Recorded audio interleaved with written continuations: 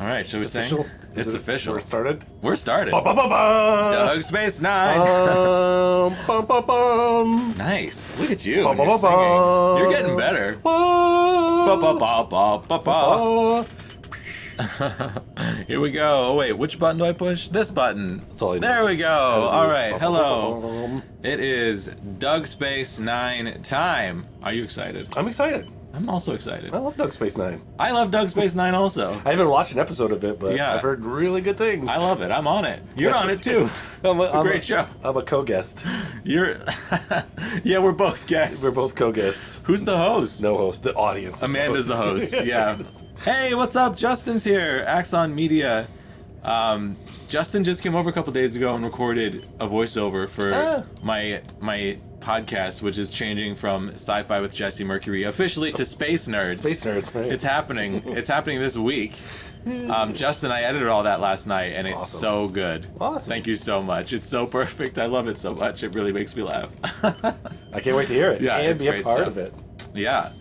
All right. Well, we are talking about Deep Space Nine Season 2, Episode 4. 4. Invasive Procedures. Right. That was right, wasn't it? That's correct. That was from my brain. That's good because it That was from memory. Yeah, because it's a 3-part opener, Yeah. and now this drops us back into Crisis of the Week kind of Right. thing. Right. Directly back into everyone has to evacuate the station, Oh, which is where we left off the last episode. It which does. was It so starts funny. right away with no bullshit. Like The same plot. we're evacuating the station. Yeah, it's like the exact same thing that just happened. I will say this episode made me happy out of the gate for a couple of reasons because of this. Where it's not like, okay, let's open on Deep Space Nine. Hey, you guys, what's up? Nothing. How's your day? Pretty good. Oh no, it looks like there's some bad stuff in space. Oh, we Right. better go take care of it. This is just like, we're evacuating the station. It's only these people left. The criminals come on board. Odo's locked in a box. Go. Yeah. You know what I mean? That's They true. Yeah. set themselves up. Yeah, the beginning is so cool. Like, look at this beautiful thing. Station log, stardate 471. Well, that's just the model for Deep Space Nine. No, but, like, it's so pretty. You are high. So high. I mean, look at the background. It's so cool. Okay, the storm is pretty cool. This storm's awesome. It is Come on. very hilarious, though, that it's like, it's a space storm. What is that? Lightning. And Oh, who this- cares? I want to see it again. I like it so much. I mean, it almost... DS9 has been temporarily Deep Space evacuated. Nine apparently is being haunted by... By his sentient space lightning. Maintain Yeah. the station with a skeleton crew. That would be a great episode. Sentient space lightning? Being hunted by sentient space lightning. Sure. I would be really into that. But yeah, they don't fuck around. Yeah, Justin says ions are no joke. That's true. You don't want to fuck with no ion storm. I don't know. I love seeing Deep Space Nine, the station itself, Sure. in any scenario other than It's like a character its on the normal show. scenario, you know? Yeah. Like Oh. when we go to Empok Nor, I'm like, it's so God. great. It looks so different. The thing that's funny about Empok Nor is they're always just like, look, it's tilted. Well, I just love that they. But I mean, like, that makes... It just satisfies the kid inside me who wants to like fuck up the set. You know, I want to just Sure, make a sure. mess. I want to go into a really nice, beautiful space No, I can and just understand that. smash everything. And that's like exactly what they get to That's do why every episode- time they go to Empok Nor. They just smash everything, and Right. like then someone has to clean that up. That's what- horrible. Every episode of The Flash where they show Star Labs where it's like exploded. the Yeah. I love that. It's like, yep, that's right. They fucked that up. One of their coworkers moves so fast that it blows up glass, and yet they keep replacing all of the glass with glass. I'm like, you're gonna break that glass. I don't know why the city loves him because there's Yeah. going to be a lot of collateral damage. It's just broken glass everywhere on that show. Okay. It's the Uranus of space storms. Uranus, excuse me. Uranus. Is that how we say that now? Have we changed how we say Uranus to I mean, Uranus? I think we were always supposed to say Uranus. Were but we? I think so. I don't think this is the kind of thing where they're like, you know what, people are thinking about buttholes too much. I remember. So we're going to change the way it's pronounced. Well, you're not going to stop people from thinking about buttholes. But I remember being a kid in school and asking my teacher, like, is it Uranus or Uranus in Right. class? And my teacher said it's Uranus. Right. Like, that's how you pronounce this word. Sure. So I don't know if that's true or not, but that's how I've traveled through life, just Right. assuming that was the correct way to pronounce it. It's probably a regionalism. Maybe, I don't know. I feel like everyone says Uranus now. I don't know. Is that a thing? lots of tax write-offs for Star City. Yeah. There'd have to be, otherwise no one's gonna live there. 'Cause, Pretty like, much no one does. it's constantly under attack. Yeah, who lives there still? I mean, everyone's... Cops, criminals, and a handful of civilians. Yes, and they're like most of them are politicians just waiting to be slaughtered. Yeah, It's just get shot. It's just a strange world that they live in. Yeah.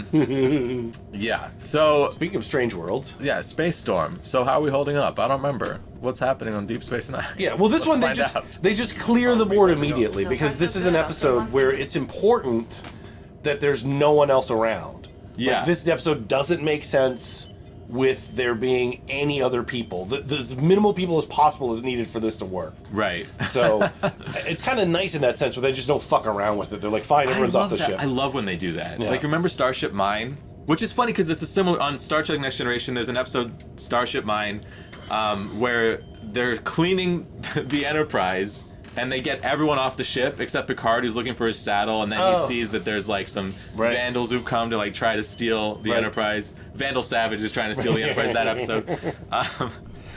We've been watching a lot of Arrowverse. We're watching it for the podcast, and can I just say that watching all of year 5 of the Arrowverse, year 5, year 4, 4, yeah, because it's season 4 of Arrow. it's like the most TV I've ever sat down to watch at once. It's bananas. It's like there's so four much full episodes, 4 full seasons of television that I'm watching at the same time. Concurrently, and it's just like... This is why when people are like, man, the Marvel Cinematic Universe, they pulled off a thing, I'm like, it is nothing compared to what Arrowverse has been doing for years. That's a really good point. MCU did, it's an interesting thing, but it's like, 15 2-hour episodes. This is just like 100 million seasons of interwoven shit. It's insane. It's insane. Yeah. And guest star after guest star after guest star. Oh, yeah. Crossover bonanzas. So many people. Like, Jewel State from Firefly was in the episode I just watched yesterday. The Legends of Tomorrow, where she's like one of the Palmer's distant relatives. Oh, yeah. Yeah, there's just so many people from all those classic sci-fi shows, like Battlestar Galactica, Star Trek. Or, I mean, within their own shows, it'll just seem Star like... Wars. There's like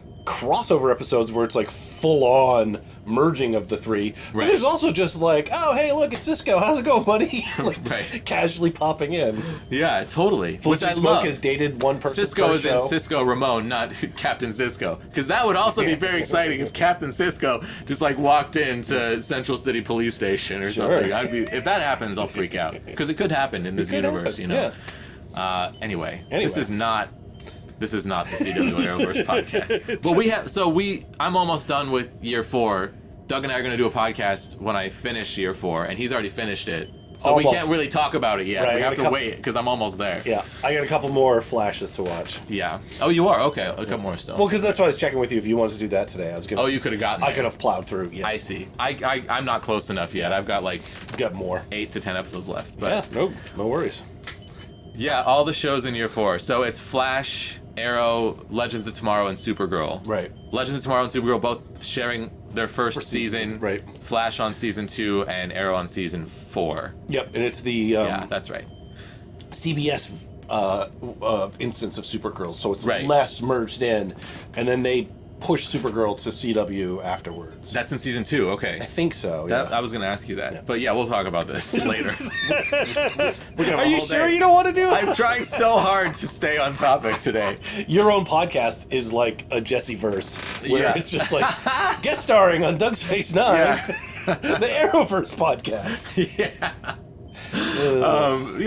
Justin says derail Space 9. Yeah. Yes. Normally that's talking about Discovery and how good it is. Yeah. Okay. See, the nice thing about this show though is like Doug Space 9 is that if we want to get back on talk about it, I can just like push a button. Oh yeah. It's like, look where we are.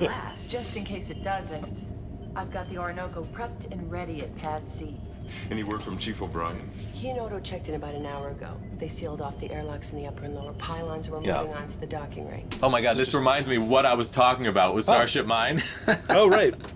That I love episodes where they empty the bridge. I forgot. You know what? I forgot to put us into our scene. You guys haven't been able to see the episode. Oh, they're just...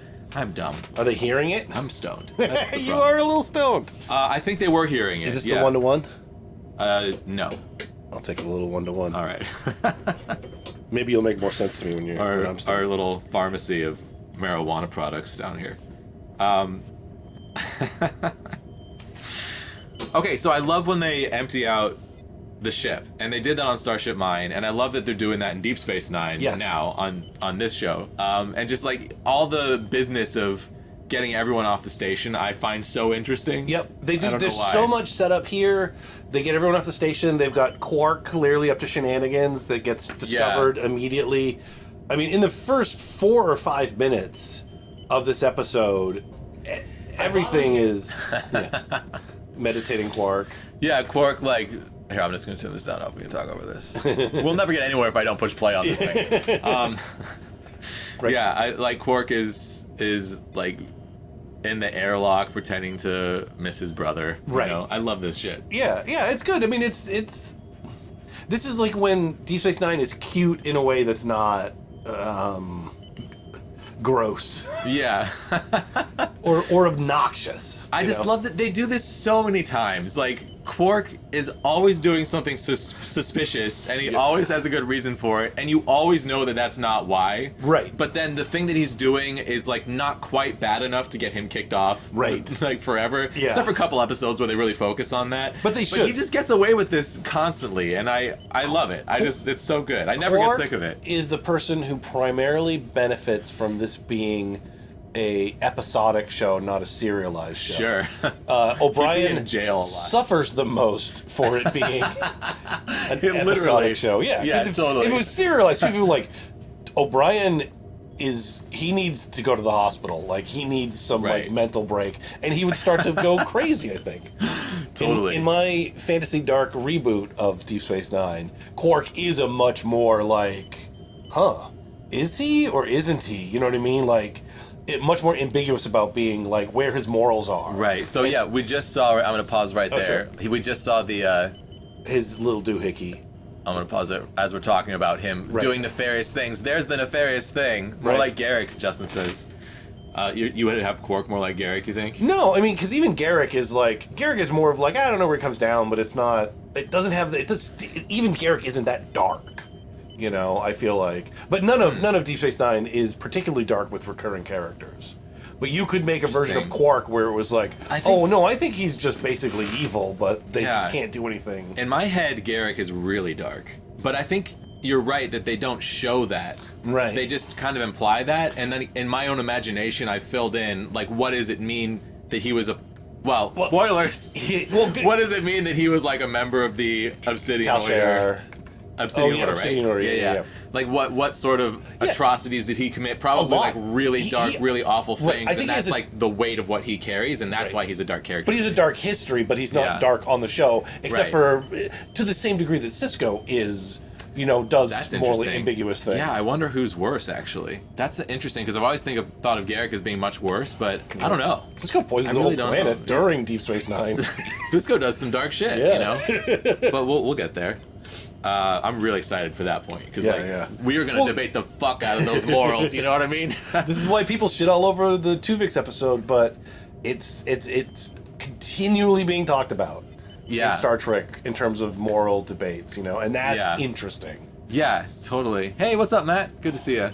Hello, Well, Matt. This is an interesting example of Quark doing something amoral. Actually, a really more prominent one, I would say, for the series thus far, where he's selling seats to get off the station, because it's dangerous to be on the station during this storm, right? Is that why? That's why, right? Well, no, he's not selling seats, Quark, in this one. That's not this one? No, that was the last one where he was selling seats. Oh, you're right. That was the last one. Right, that was the one where my theory was that he was exploiting Bajoran's gullibility. Right. Because they don't have to leave the station, but he's making them think that they need to be afraid. I'm putting these two together. I was thinking he was doing that at the same time as working with these other dudes, but he's not. That's two different episodes. Right, this one... No, you're right. Okay, no, this one he's not selling seats. He's like smuggling contraband, right? Right. Okay. Well, so he thinks he is. He thinks that he's helping someone get on board. Right. Okay. It's been like a week since I watched this. I mixed those up. Yeah, no.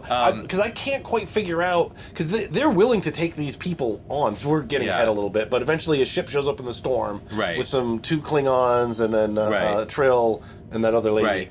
Right. Quark thinks that he's smuggling with them, but they're actually there because they want to kidnap. They want to kidnap the symbiote, but they let Cisco's like, let them on the ship because they're, we fucked up. The storm's off, they're gonna get fucked up. So I still don't quite remember what this is for. Like, they get on board. They don't need this to get past anything. Oh yeah, what is this for? But Let's it go might find be out. for their escape. We won't find this out until later into the episode. I assumed that was like a beacon or something Oh, maybe. that but, was like but, sending a message to them. Is there any way of telling how long? I mean, but they just are like, hey, it's all jammed up out here. Can we land? And they're like, yeah, come on in. Okay, let's go to that point. Oh yeah, because they're like hurt, right?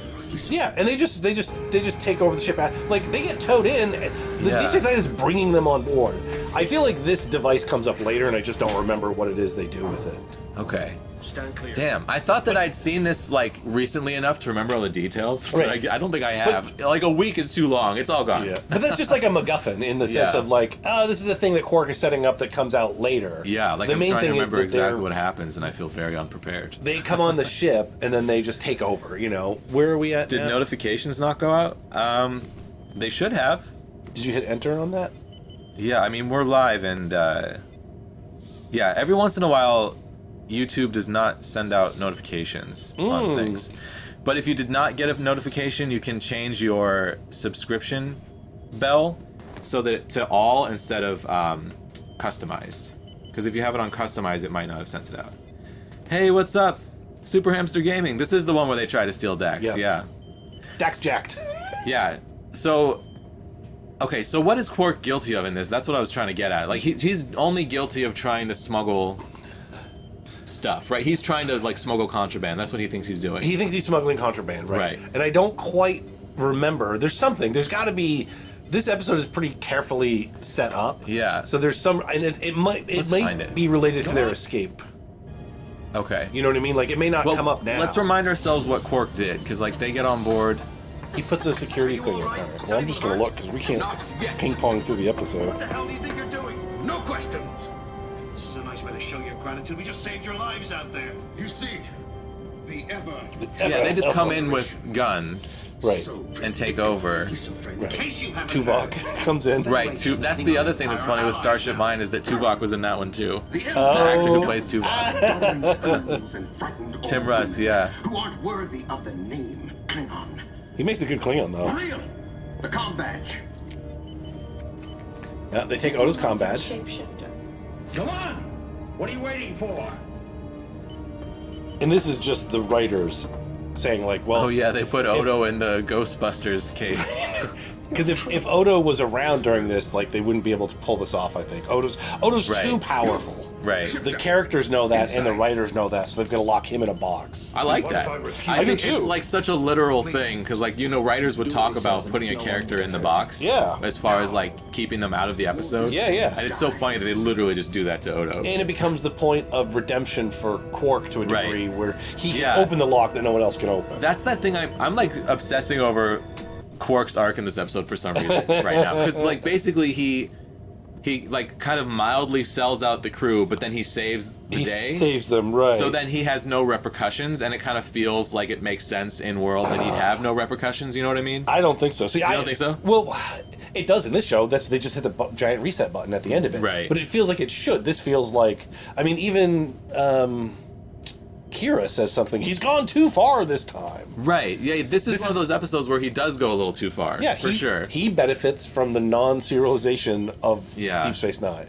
Right. Because every episode is just like, oh, okay, it's Quark's doing this thing again. Yeah. Yeah, because they kind of had it both ways on this show. Because like the serialization gets really good by the end of it, Right. And then they start, but they never do longer than a 6-parter. You know? Yes. Like you think about, And that's all you it- think about this show being one long story, but it was kind of like a hybrid of what we know as serialized storytelling. Right. Because like when you watch previously on, you know, The Flash, like almost every episode is like a part of an ongoing narrative in season 2. Right. And there are Monster of the Week things that impact that, but there's always something going on. There's under the through surface. lines, there's things, right. It's- Whereas as far as you go in Deep Space Nine, you still have episodes that have nothing to do with Yes. the plot, you know? Yeah, I mean- until you get to like the very end when it gets really serialized. Yeah, because now that's at the beginning of that for TV in general, you know? Yeah, totally. Yeah, this was like a transition. But it's really interesting to see how they could have it both ways, where like some of the characters would behave in ways that maybe would be different now.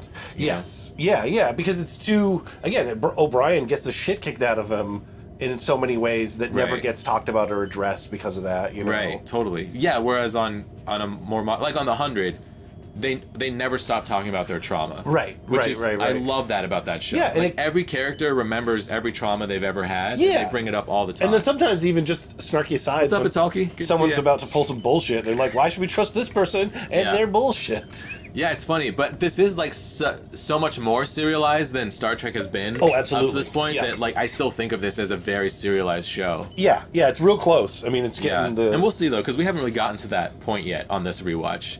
Yeah, it's still this the circle. The circle was the first foray into that, and it was Yeah. a 3-parter. Right, there is no real ongoing story at this point besides we live on a space station. Right. You know, which is like the baseline of Star Trek. Like we live on the Starship Enterprise. Right. That's the baseline of serialization. So that's obviously present, but So this episode fails that test then of the one guy, Ira something. Ira Stephen Bear. Yeah, where he had said that he only wanted.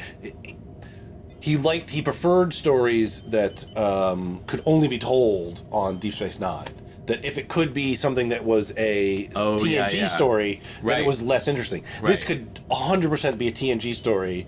It's not. It's Dax, but Dax Right. is just a character that could Right. be. You And know, but because it's on Deep Space Nine, it also serves as really great character development for Dax, because like it's hard to understand this concept of what a symbiont is. Yeah. I'm not dismissing that. Oh, totally. But like getting that is cool, you know. Yes. But what you're saying, I agree with, is that like you plop this script in Next Generation, Yep. and it still works. No problem. They did something really similar on Next Generation, Right. And it was really awkward because what about Riker? What Riker wants to do with his body? We never asked that question.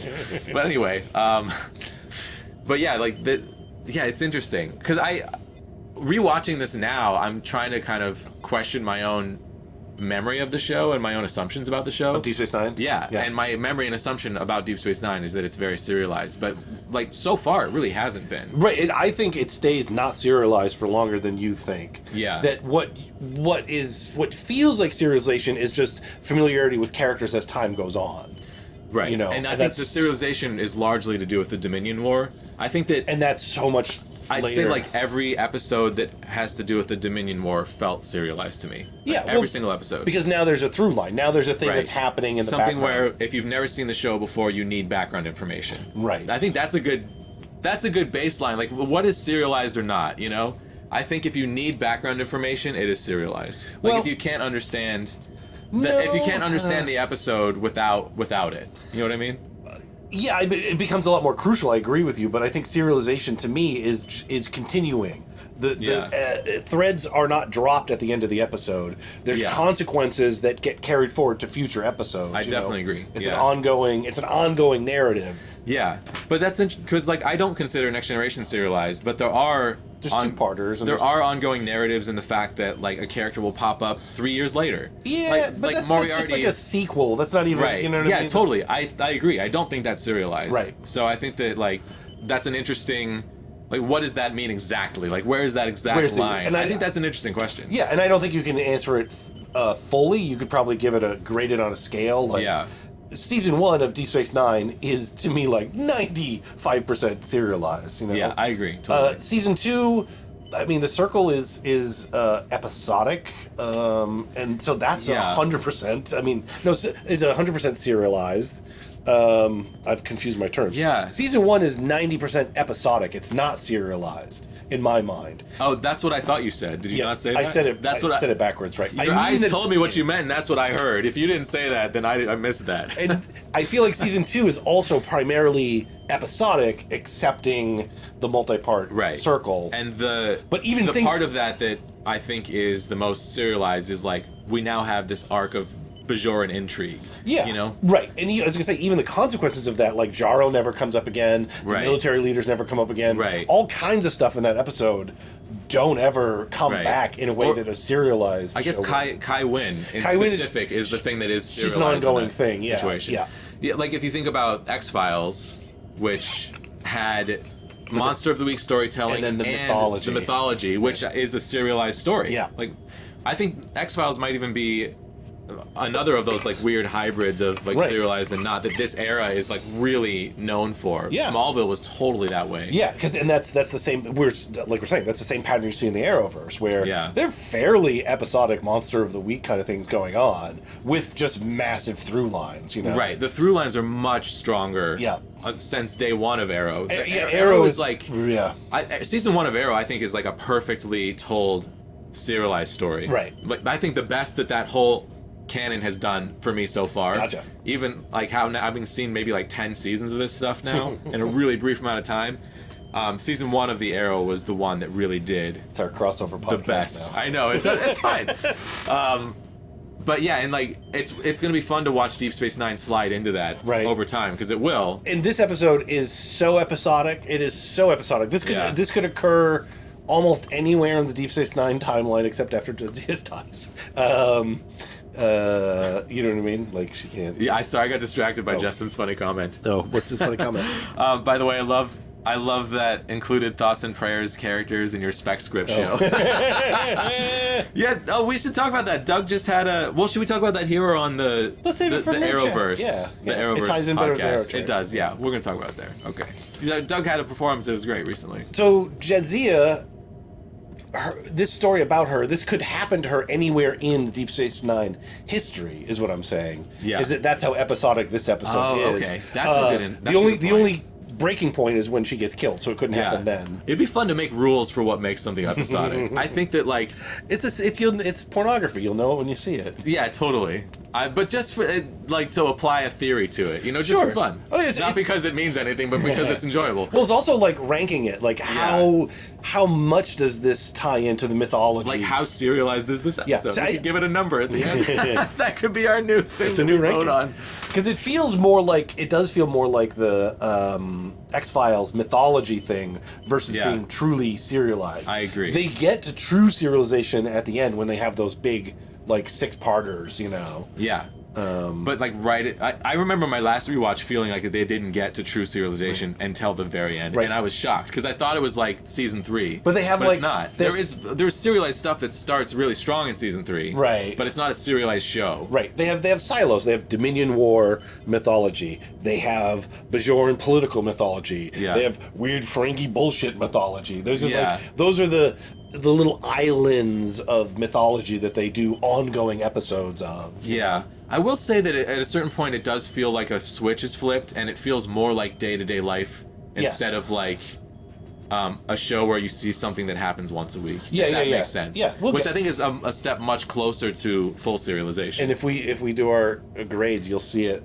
slowly progress to that tipping point. yeah. This one is 0. This could be anywhere, anytime. Yeah. It Which just- is really interesting because the character development is the only thing that feels like serialization, but you're right that character development could literally happen in any episode. Yeah. Even the first episode. Yeah, 'cause and it would still develop that character just as well as it ever did. Yeah, this is just informational development in that Yeah. sense, where if we could have learned this about Dax potentially 3 years in, or or right away out of the gate. Yeah. Yeah, totally. Well, I love how they put Odo in the box. Yeah, and also they In the box. Odo, look at this, Put it in your stasis as chamber. heavy as an adult male. Or I will Nope, destroy just you. a light Supposed to be box. some kind of threat. Like Just as heavy as a handbag. yeah, all of Odo is in there. Right. So what happens to that mass? Yeah, what is his density? Yeah. Does he just have a really low density all the time? So he's always just missed? Like Odo weighs like No. 60 pounds. That's not No, you're because they He punches people. yeah. He definitely like turns into things that are heavy. Yeah. Like you see people like struggling to carry things. Yeah. So his density changes at will. Right. Yeah. Which is, how does that happen? Well, I think time travel is more believable. I think he's a superhero, man. he is. He's a shape-shifting superhero. Well, no, he's space magic. That's what. Yeah. That's Totally. I think that it is less believable than a lot of crazy superhero shit. sure. Yeah. Yeah. I just like to poke fun because Yeah. people are like, it's science fiction. It's like, yeah, but Yeah. it's space magic science fiction. No, totally. But this is something that I am This is Odo at actually really 8 interested on the mushroom in too. scale. I posted. We had a discussion about this on the podcast, Mm-hmm. and I posted something with the podcast on Reddit, and it started this interesting discussion Sure. about like his superhero sci-fi. our superhero sci-fi. Yeah. And a lot of people say no, and are like, you can tell that they're kind of upset when they say no. Right. Like, they're upset at the idea that sci-fi could be, the superheroes could be considered sci-fi. Sure, I mean, sci-fi is this holy thing. You could do it, though. I mean, there's Guardians of the Galaxy. That's sci-fi superheroes, right? Yeah, totally. Yeah, I mean, I feel like it depends on the superhero. Thor in space. Yeah, but I just think X-Men that's because go to I'm like planet- the biggest sci-fi nerd in the world, and like I like superhero stuff more when there are science fiction elements. 90s X-Men. And I where they like had a the lot of superhero stuff armor. because of the science fiction elements. Right. But I'm not upset by the fact that like not everything in that world is science fiction. Right. Like there is magic, and Right. I'm not upset by that. Right. Whereas I think a lot of people who would consider themselves to be true sci-fi fans would be upset by the idea that there's magic in Star Trek, because Right. there's not. You know, I was gonna say- there's not supposed to be. It's There's not supposed to be supposed like to be. this scientific world, but There is magic in Star Trek, but everybody the calls it idea- science and pretends. the idea is that there's a scientific explanation that we don't understand. Right. Like there's a scientific explanation for Odo that Right. makes him real. Right. But But the show doesn't make any attempt Right. to go into that, and doesn't need to. Yeah. And that's fine with me. Yeah. And I feel like that's what magic is. Like there's no Sure. difference between that and magic. Right. It's Well- like the like Doctor Strange felt like very scientific magic to me. Sure. It's like this is how this magic works, and they gave you a system of how it worked. Right. And It's scientific magic. yes, and that felt as good as science fiction to me, because it's Right. like that is as much explanation as we ever get as to like how Odo works. Yeah, yeah. Do I want more explanation as to Odo's density? You know I do. Like you know I do. But this is- I I love- don't get it, and that's okay. What is it, the Daystrom Institute on Reddit, where they do these long deep dives sometimes? Oh, do they? Oh, yeah, because they'll take some aspect of. Some of it is just like canon, like history reconciliation. Some of it Yeah. is scientific level, but it is like deep analysis of Star Trek in totality. Like there's a great super long thread about the nature and history of the Borg that Oh, kind wow. of tries to follow like First Contact and Enterprise and That TNG sounds awesome to and me. how all of these things like Yeah. tie in. I love that type of shit. Like I love when people put time and energy and love into their fandom to make something that might be useful to Right. other fans. The weird thing is that like the other side to that is like the way that people comment on these things is, you know, with anger sometimes. Sure. Which is so weird to me. I just Yeah. don't get that. Like if we're all coming to one place to celebrate what we love, why are we mad at each other's opinions? I don't get Because it. people are jerks. I mean, it's just, you know, this is something that feels to them special and precious in a particular way, and then when someone else comes to it and then they say that it's either explicitly say or imply that it is not what this first person thinks it is. If to them they're expressing a different understanding and belief of it, some people will feel threatened by that. Like, Yeah, I think that's true. But I think that is an expression of fear where you are questioning your own sense of self and then lashing out. Because if you had confidence in your relationship with that thing, with that feeling, then someone else's different interpretation wouldn't threaten you. Right. But that because you feel that their reality could destroy yours, Yeah. that's a threat. And then that's a thing to lash out at. That is fascinating. Thank Well you. said. Thank you. And that is so similar, I think, to like negative interactions I've had regarding religion. Oh, and absolutely. being someone who's Yeah, Jewish. but one of my you know. favorite things to do online is when people start to get into arguments about Star Trek. Because first of all, I am of the belief of like it doesn't matter. Like it is. I have Yeah. my version of it. You have yours, and I don't care. I agree. But what I like to do Yeah. is to poke at yours if it'll make you mad because it's just a goddamn TV show. Yeah, that's you know what I mean. interesting. We're versus like Yeah. I don't think I would troll someone's true religion that way unless they were being like an unmitigated asshole. 'Cause Yeah. that's a lot more personal. So the fact that it's a TV show makes it so much more fun. But what I like to do is to couch it in religious terms, where I'll tell people like, oh, you know, everyone gets to define their own canon. You can choose which shows go into your canon and which ones don't. Yeah. But it's like the Bible, where if you start picking and choosing We what you totally do believe, that, don't we? then you Yeah. risk going to space hell. That's so interesting. The popular vernacular around story is so religious sounding. Absolutely. It really it is a system Yeah. of belief. Yeah, totally. And I think that I had some of this when I was younger, where I'd get mad at how other people didn't. You're reminding me of thoughts that I've had about Sure. like someone doesn't like Empire Strikes Back the most, you know, Right, which right, means right. that like they don't appreciate this thing that is so precious to me the most. Try liking the Last Jedi the most. I know, it must be hell for you. It's such I'm a still not sure if you're kidding. It's a rough road to hoe. No, I actually believe you, but I will murder people on that hill. We are eventually going to do a sci-fi trial on The Last Jedi Sure. with at least the two of us, but Yeah. like a Space Nerds crossover sci-fi on trial situation. And we're going to hear all about why you feel that way, because I'm really excited to hear more about that. But we can't talk about it today. So Justin wants to be on that one. Nice. You're in. Could Odo not just pretend to go inside the box? Yeah, absolutely. Apparently Odo can do all kinds of crazy stuff. Like, Yeah. could he just pretend to go in the box and not actually go in the box? Yeah. Because the box is light, they don't know. He just pretends to be the box. Because he can, Odo effectively can turn invisible because he can turn light the wall. into mist. Yeah, you know? totally. Yeah. Yeah. Oh man, there was so many things that we were just talking about that I had thoughts on, and I forgot what we were just talking about. Well, it'll be fun when this is a podcast episode. I can go back. I'm and gonna listen to it. him like, fuck, I wanted to say that thing. What were we just talking about? We were talking about Definitely not Deep Space Nine. people being upset about people having different opinions. Yes. As I've gotten older, what I've realized is that like the fact that we all love Star Trek for different reasons is what makes it so much fun. Yes, You know, like sure. you and I have such different experiences watching this show, Right. which is why it's so fun to talk about, because like hearing what you think, Right. like, I is don't- so interesting to me because it's so different than how I perceived I it. love Star Trek, but I have pretty much zero personal connection to it. You know what I Yeah. mean? But I don't really have a personal connection to any media Yeah. that I watch. But isn't loving Star Trek a personal connection? Yeah, but it doesn't, like, how anyone else thinks about it doesn't affect me or bother me. Isn't that just a healthier way of thinking? Maybe that's it. Maybe I'm just, like, Because, okay, I'm not there. next like, level being. I'm upset that people think that Odo would sit better in a dress than in a wig. And Yeah. I don't want to bring this up, and I don't want to go into that. But I will say that that upsets me. Yeah. That is That, pretty like, funny. Put Odo in your wig.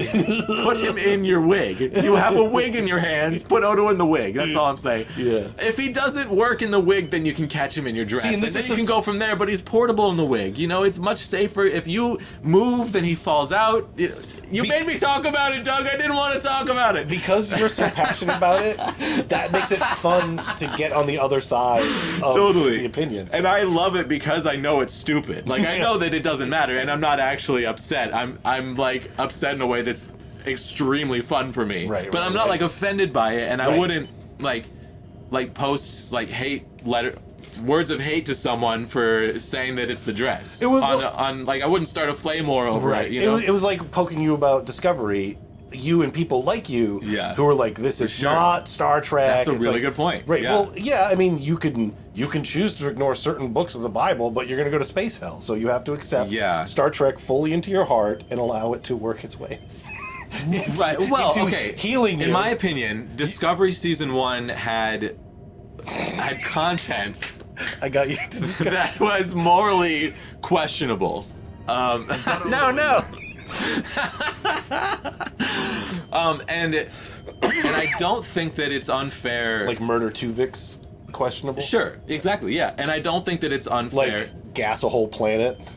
Sure, yeah. I think that it's like well within someone's right to complain about It being like Star Trek. a piece of media missing an element that defines it. Sure, You know what I mean? sure. But like doing that in a way that is, you know, like doing that directly to the actors and actresses on their Twitter accounts yeah, is that's like gross. wildly inappropriate. And I think Yeah. there's a big difference Yeah. between the two. And my point also at the time for Discovery was, how would people feel, 12 episodes into Deep Space Nine? And we Right. know how they would feel. Pissed off.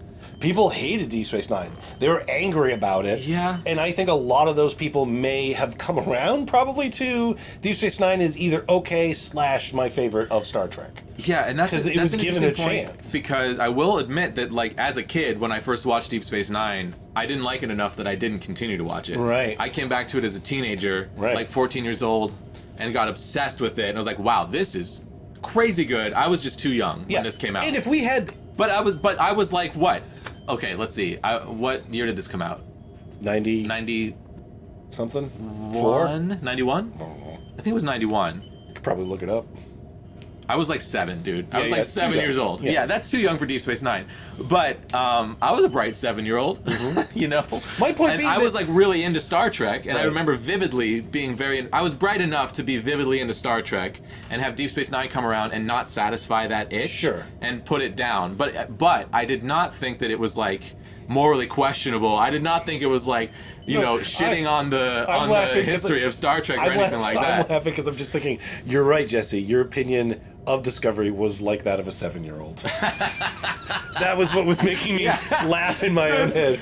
Well, Point taken. I disagree with that. Like, I think that's hilarious, I know. but I do think that like season 1 of Discovery, even on a rewatch, I will still really hate. Sure. But I But also now was you not know like, that season 2 exists. Yeah. So you can like the show in a way that at the time you would hate the right. show. But you the know? point is that like I would never like being an adult hating the first season of Star Trek Discovery. It never occurred to me to like want to lash out at fans who liked it. Yeah. Like, it never occurred to me that that would be something worth doing, or Right. even like I would never think of doing it. And Yeah, the 'cause idea of doing it actually sounds like really repellent to me. Sure. Well, Like, you're it sounds not- like awful, and I just don't understand why that's like some people's like impulse. But what you described, I think, is actually a really So some people do it, interesting way of thinking about but that. some people do it out of just cruelty, where they're just shitty people. Like I'm saying, I like to poke I fun think at there's you. less of that than you'd think.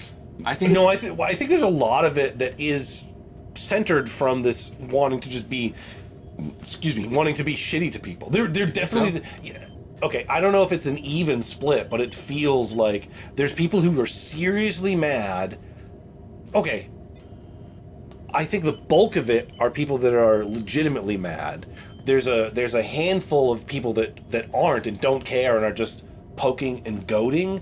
But I think Yeah. that also helps to build up the foaming anger of the group that is serious but generally doesn't care. But then it's like, oh look, there's like I can pile on to this, you know. Huh. This is how we're gonna express it. like people who like and retweet something, but that's as far as they go. Yeah. Because I think there are people who just like would quietly not like it and move Yeah. away from it and just not watch it, you know. Yeah. But we live in an era now where everyone's opinions can go out there and then Right. everything get heightened. The reason this is on my mind so much is like I went through like last year I had this like what I called a crisis of podcasting where Right. I was not liking Discovery and my health was really bad Right. and I didn't have that much nice to say about it, and I felt like when I tried to talk about it, it was negative. Right. And then am I this person who is now contributing to like the negative stuff in the world? And I still am. I will. If you regularly, I think if you like every episode regularly are like tanking on it, Yeah. then yeah, I think that an argument could be made that you are contributing to negativity.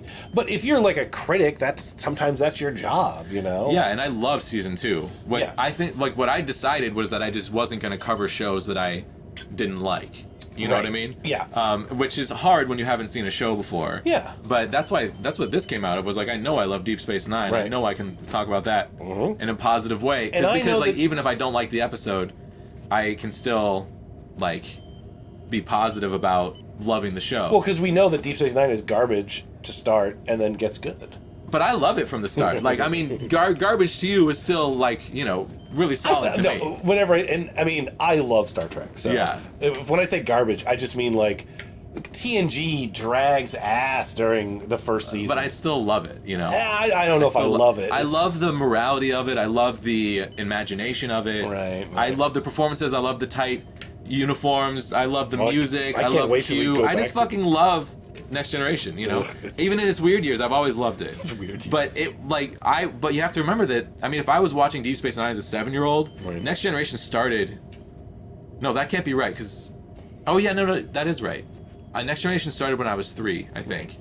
Yeah, when I was 3. So that math, I think, adds up. Okay. Right? I think so. Because this started in its 5th year? Yeah, something, I was 7 or 8. When, it doesn't matter.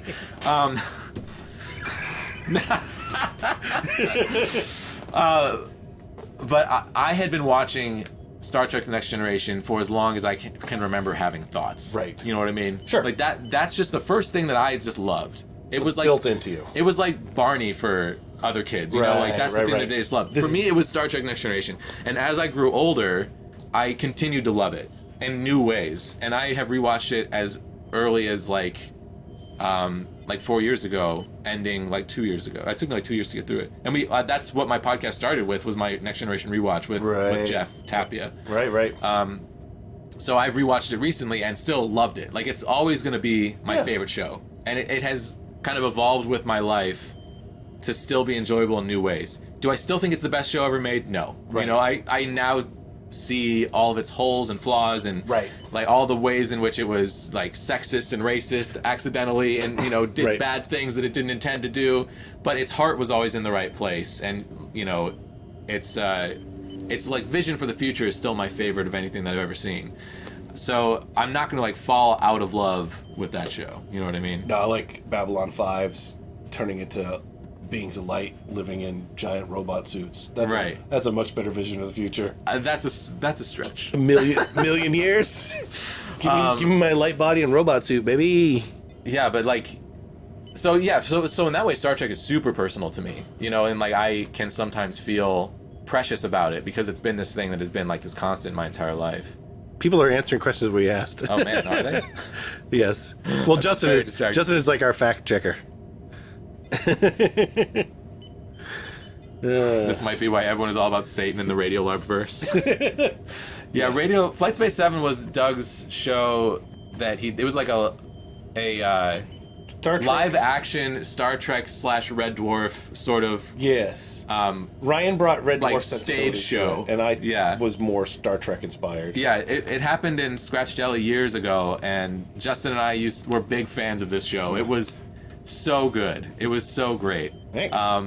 Yeah. I've told you about how much of a fan of that show I was, right? Oh, yeah, I definitely. Okay, and I knew, because you went to all the shows. Yeah, I did. I was because it was basically like live Star Trek Next Generation comedy. Yeah. Is what it was like. And that's like my favorite show, as we just discussed. Right. So I really, really enjoyed that. Yeah. The whole idea was, to me, was take something like a Star Trek exploration crew. Yeah. And then have them go visit other science fiction places. Right. You know what I mean? So like the Dune universe. Yeah, and that's what the radio play does that. But then the live action ones, it was, you know, like, oh, let's do these different stories, you know, like the time differential, or the Queen and the Fake Queen, like from Star Wars, from the prequels.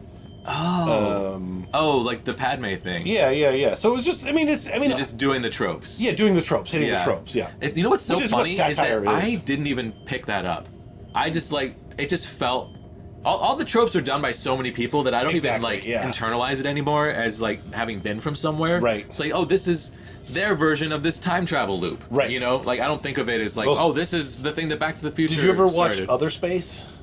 No. If you can find it might still be out there on YouTube. It was a Yahoo show. It came out. You'll have to watch it and remember that it came out after Flight Space 7. Okay. Because you'll be like, huh.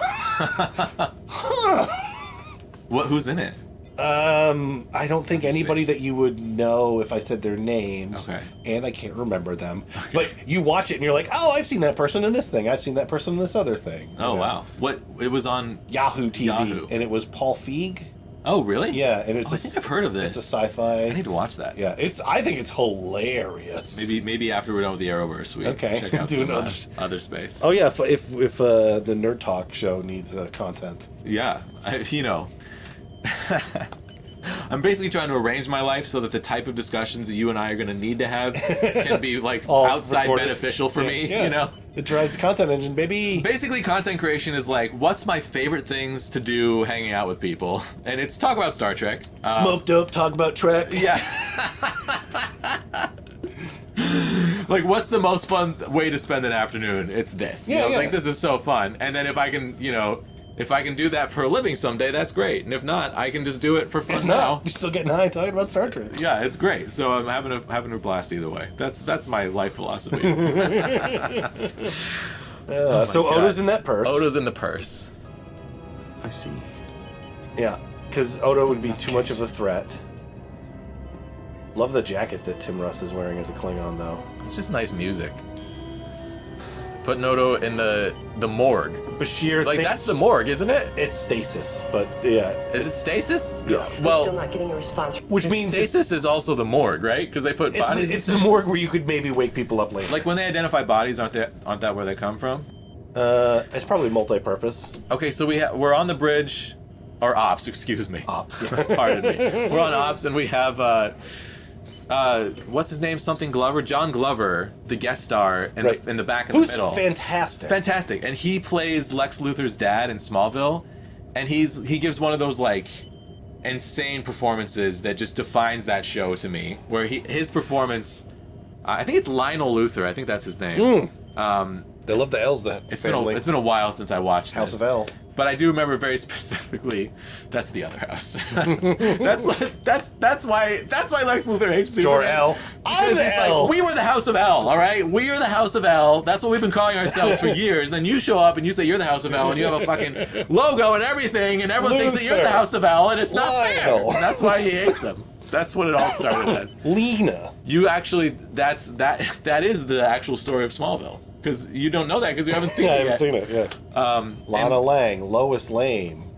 Maybe they're the House of... The Langs are the House of L. All of Superman is obsessed with the letter L for no reason. That is really disturbing. I've never noticed that. That's like really upsetting. That's like the Berenstein Bears paradox. It's that upsetting to me.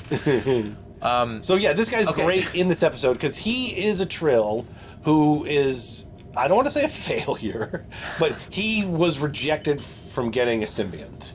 Right. And he wanted a symbiont so bad because it seems super awesome. Right. He's someone who put all of his eggs into one basket in life. Right. And hasn't gotten it and has spiraled into a deep depression. Right, and this is what's it's great. Interesting. It's a good character point, I think. Well, and the actor's portrayal is great because, spoiler alert, he gets the symbiote.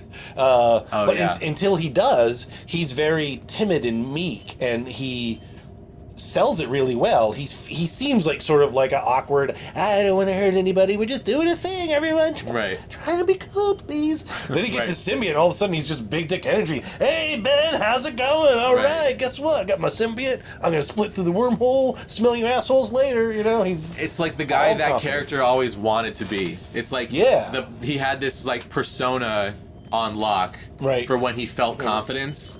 And then his confidence turns on. Well, because it's also, because Curzon. it's also part Curzon. Like Curzon has that confidence, so it gives him like this false sense of confidence. Right. Which is an interesting way of like showing how the character themselves and the symbiont interact. Right, because Jadzia why this story is so interesting in the context of the show. And I don't think they explored enough, but Jadzia takes that confidence and uses it in a quiet way. Yeah, She doesn't come across as a big dick swinging, hey, this is how we're going to do science here. Right. Hers is just like, no, I know my shit. I got it on lockdown. Totally. I kind of just want to have fun and be cool. Right. And what you've heard about Curzon and like the parties that Cisco and Curzon used to go to. They just were like, didn't cling on orgies every day. Jadzia is a much more reserved and more mature version of Dax. Right. So it's like the maturity comes from Jadzia, which I think is really cool. Like, yes, and the confidence seems to come from Curzon. From Dax. Or from Dax, sorry. Right. And that Curzon is just a party animal, right. Which also although there's also all those memories that are a part of this personality. Right. Because the serial killer.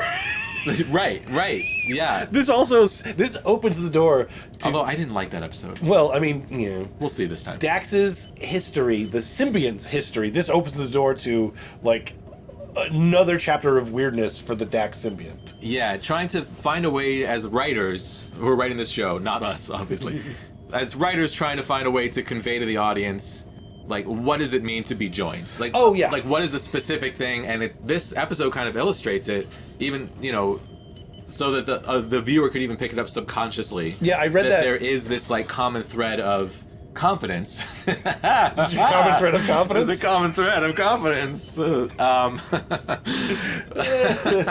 Sploosh.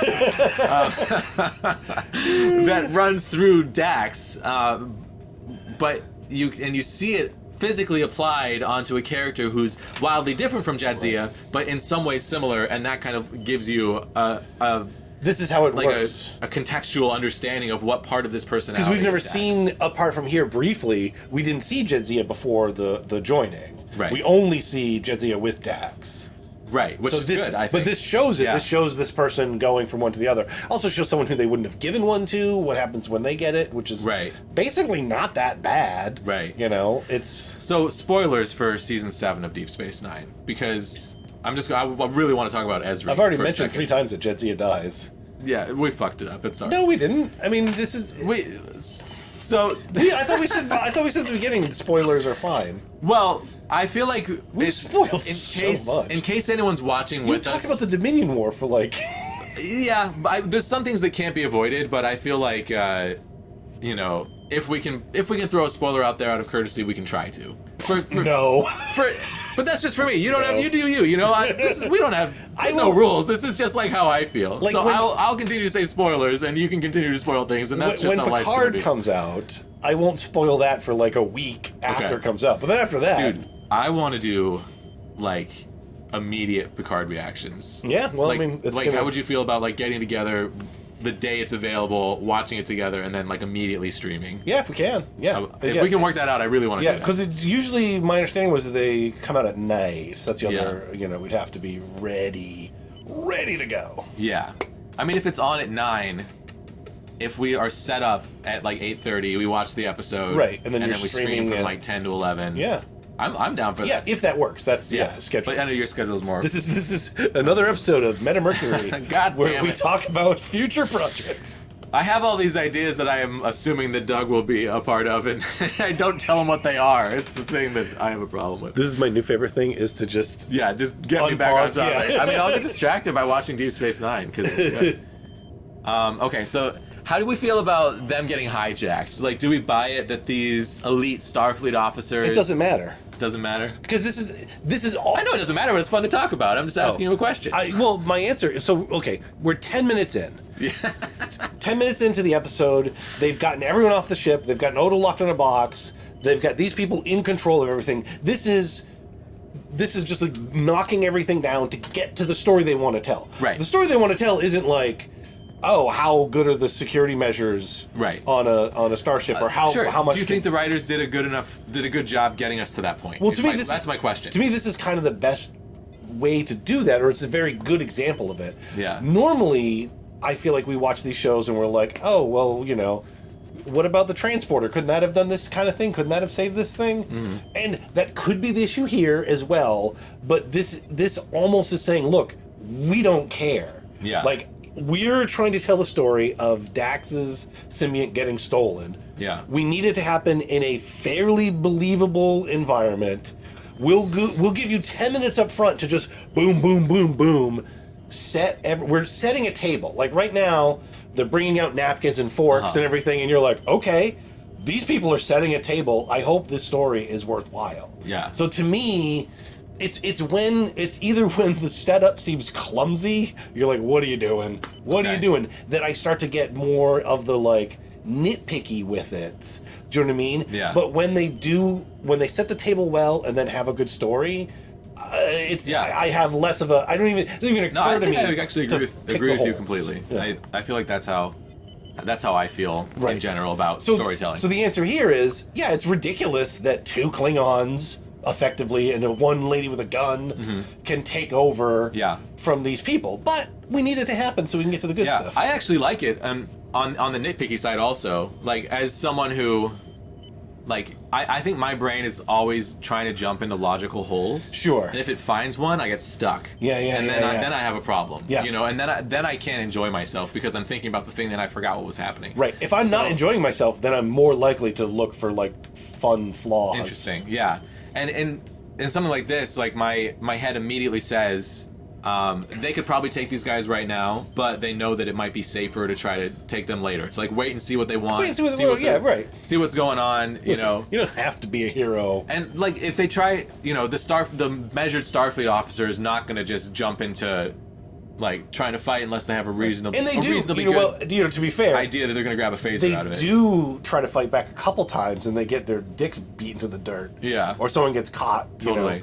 Oh, I did read some backstory, behind the scenes stuff about this one, and that Patricia Tallman Yeah, from Babylon 5. and I didn't realize She's she a was stunt actress on this show. Tim Russ pops her in the face on accident. Accidentally, Did you read yeah. that? I did Okay. read that, yeah. Ugh, that's such a great story. I think she was also, oh my god, I think she was also in Starship Mine doing, that I don't know. I think that she was. I think that she played one of the aliens in Starship I Mine. vaguely knew during my fandom Hold of on. Babylon 5 that she was a stunt woman, But I don't think I really put it together that she was a stunt woman on Deep Space Nine until reading this. Yeah, I read that a few years ago when we were... oh, you're asking about which episode? I was just checking if she was in Starship Mine. Yeah.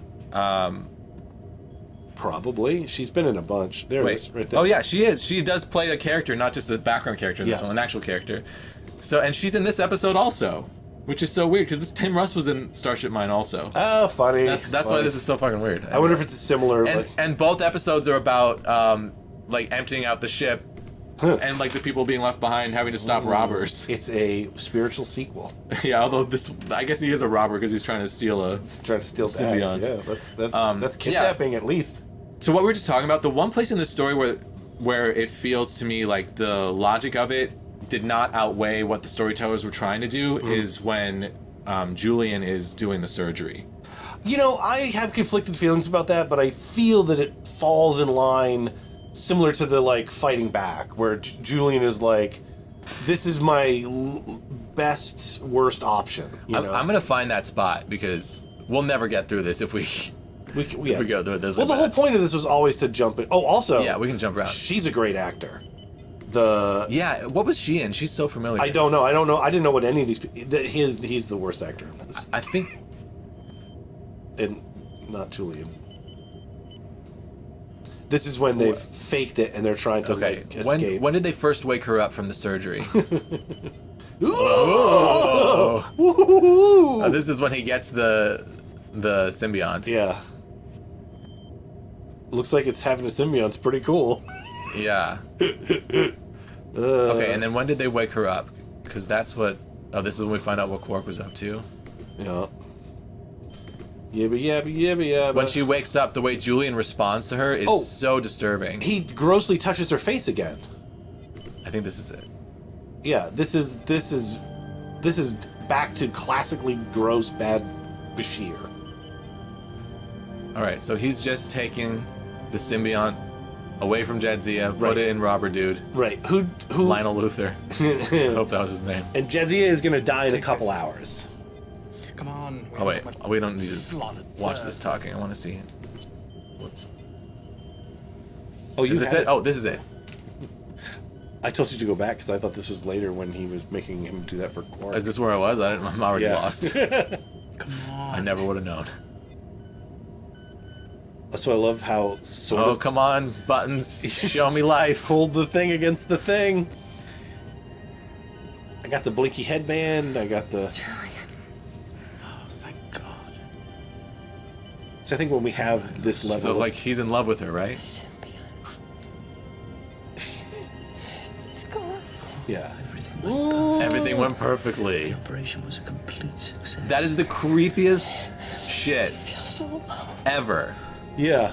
This is like serial killer status. Like, I just ripped out a part of you, right, and I'm caressing your face. Yes. It's a huge boundary crosser for Julian. They don't have this relationship, you know? No, like, they this don't. is really disturbing. And it also makes you feel like Julian...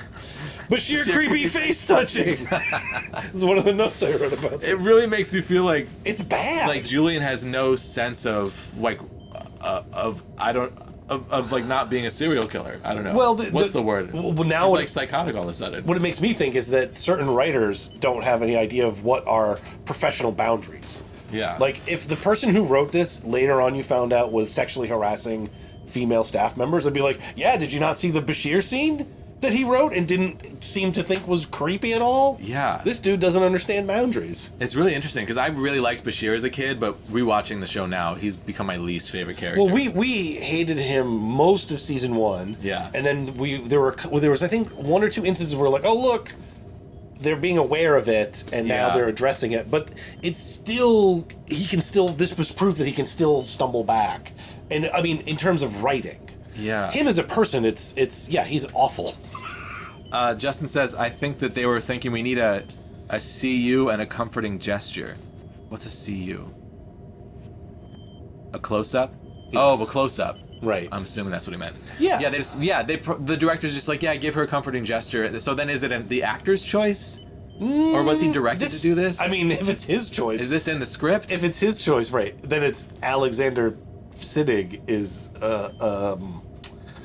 perhaps not making the best choices. Well, he's Rayo Vantica, so we know that sometimes, every once in a while, he makes a questionable decision. This would be the better version of it. Julian, I feel so alone. Don't worry. Rayo Vantica is here. I thought you were checking my paw again. Oh, yeah, that's right. Oh, how do you check paw? Like this. Oh, the ear, that's right. Oh, the ear. Wait, I was grabbing your beard. Your beard paw. It's a weird episode. Oh, sorry. I'm touching your face. That's fine. Okay. Yeah. I forgot to ask. It's okay. While I'm criticizing. Yeah, it's a really bizarre character moment. I don't like it. It's really unsettling, and it makes it seem like the character's more interested in whether or not he can perform this procedure safely than whether or not this horrible thing is happening to his close friend. I think a better way to do this would have been to make it like, oh, why is he sort of cold to her? He's not thinking about her emotional state. He's just like, look at how awesome I was at this complicated surgery. That's what it comes off as. Oh, well, also watch. He's touching. He's touching. He's touching. Is he going to keep touching me? Terry Farrell, is he going to keep touching me? You know what I mean? Wow, you're right. You're right. I didn't notice that. Yeah, he's like, because it looks to me like Terry Farrell's like, Yeah. okay. Yeah, you're right. Seriously? I didn't notice that, but you're right. I feel so alone. Got you stabilized. If only we could get the Symbiont back in time. Oh. Yeah. I'm scared. He's basically telling her she's about to die in that moment. Yeah. And it's so and creepy. I'm the only one here that can save you. Ugh. It's really weird. You're not gonna die. Do you hear me? I'm the only one who's going to kill you, Jesse. You die. I never felt so empty. Just rest. Okay, she's asleep, so definitely stop touching her. That is such a weird scene. A very unfortunate scene. It is a very unfortunate scene. It really makes me feel like, what are we doing in this episode? For a second, I'm just like, wait, we're taking her symbiont out and we don't seem to care about her? And like, what's happening? Well, so no, without this scene, then the argument could be made like, oh, we don't care about what happens to Jadzia. It's just the way they're trying to approach the effects. Like, we see that this is awesome for him. We've been told it's totally not awesome for Jadzia. Right. So now they're showing us it's totally not awesome for Jadzia, but the way they do it is also like, oh, geez, you know what? Being a woman in space sucks. I don't know what to make of it. To me, it feels like a weird, moment that wasn't intended to be as bad as it is. The writers and the producers and perhaps the actors at the time were thinking like, oh, this is a good thing. It shows Jadzia suffering and it Julian shows being the doctor comforting. being comforting. Right.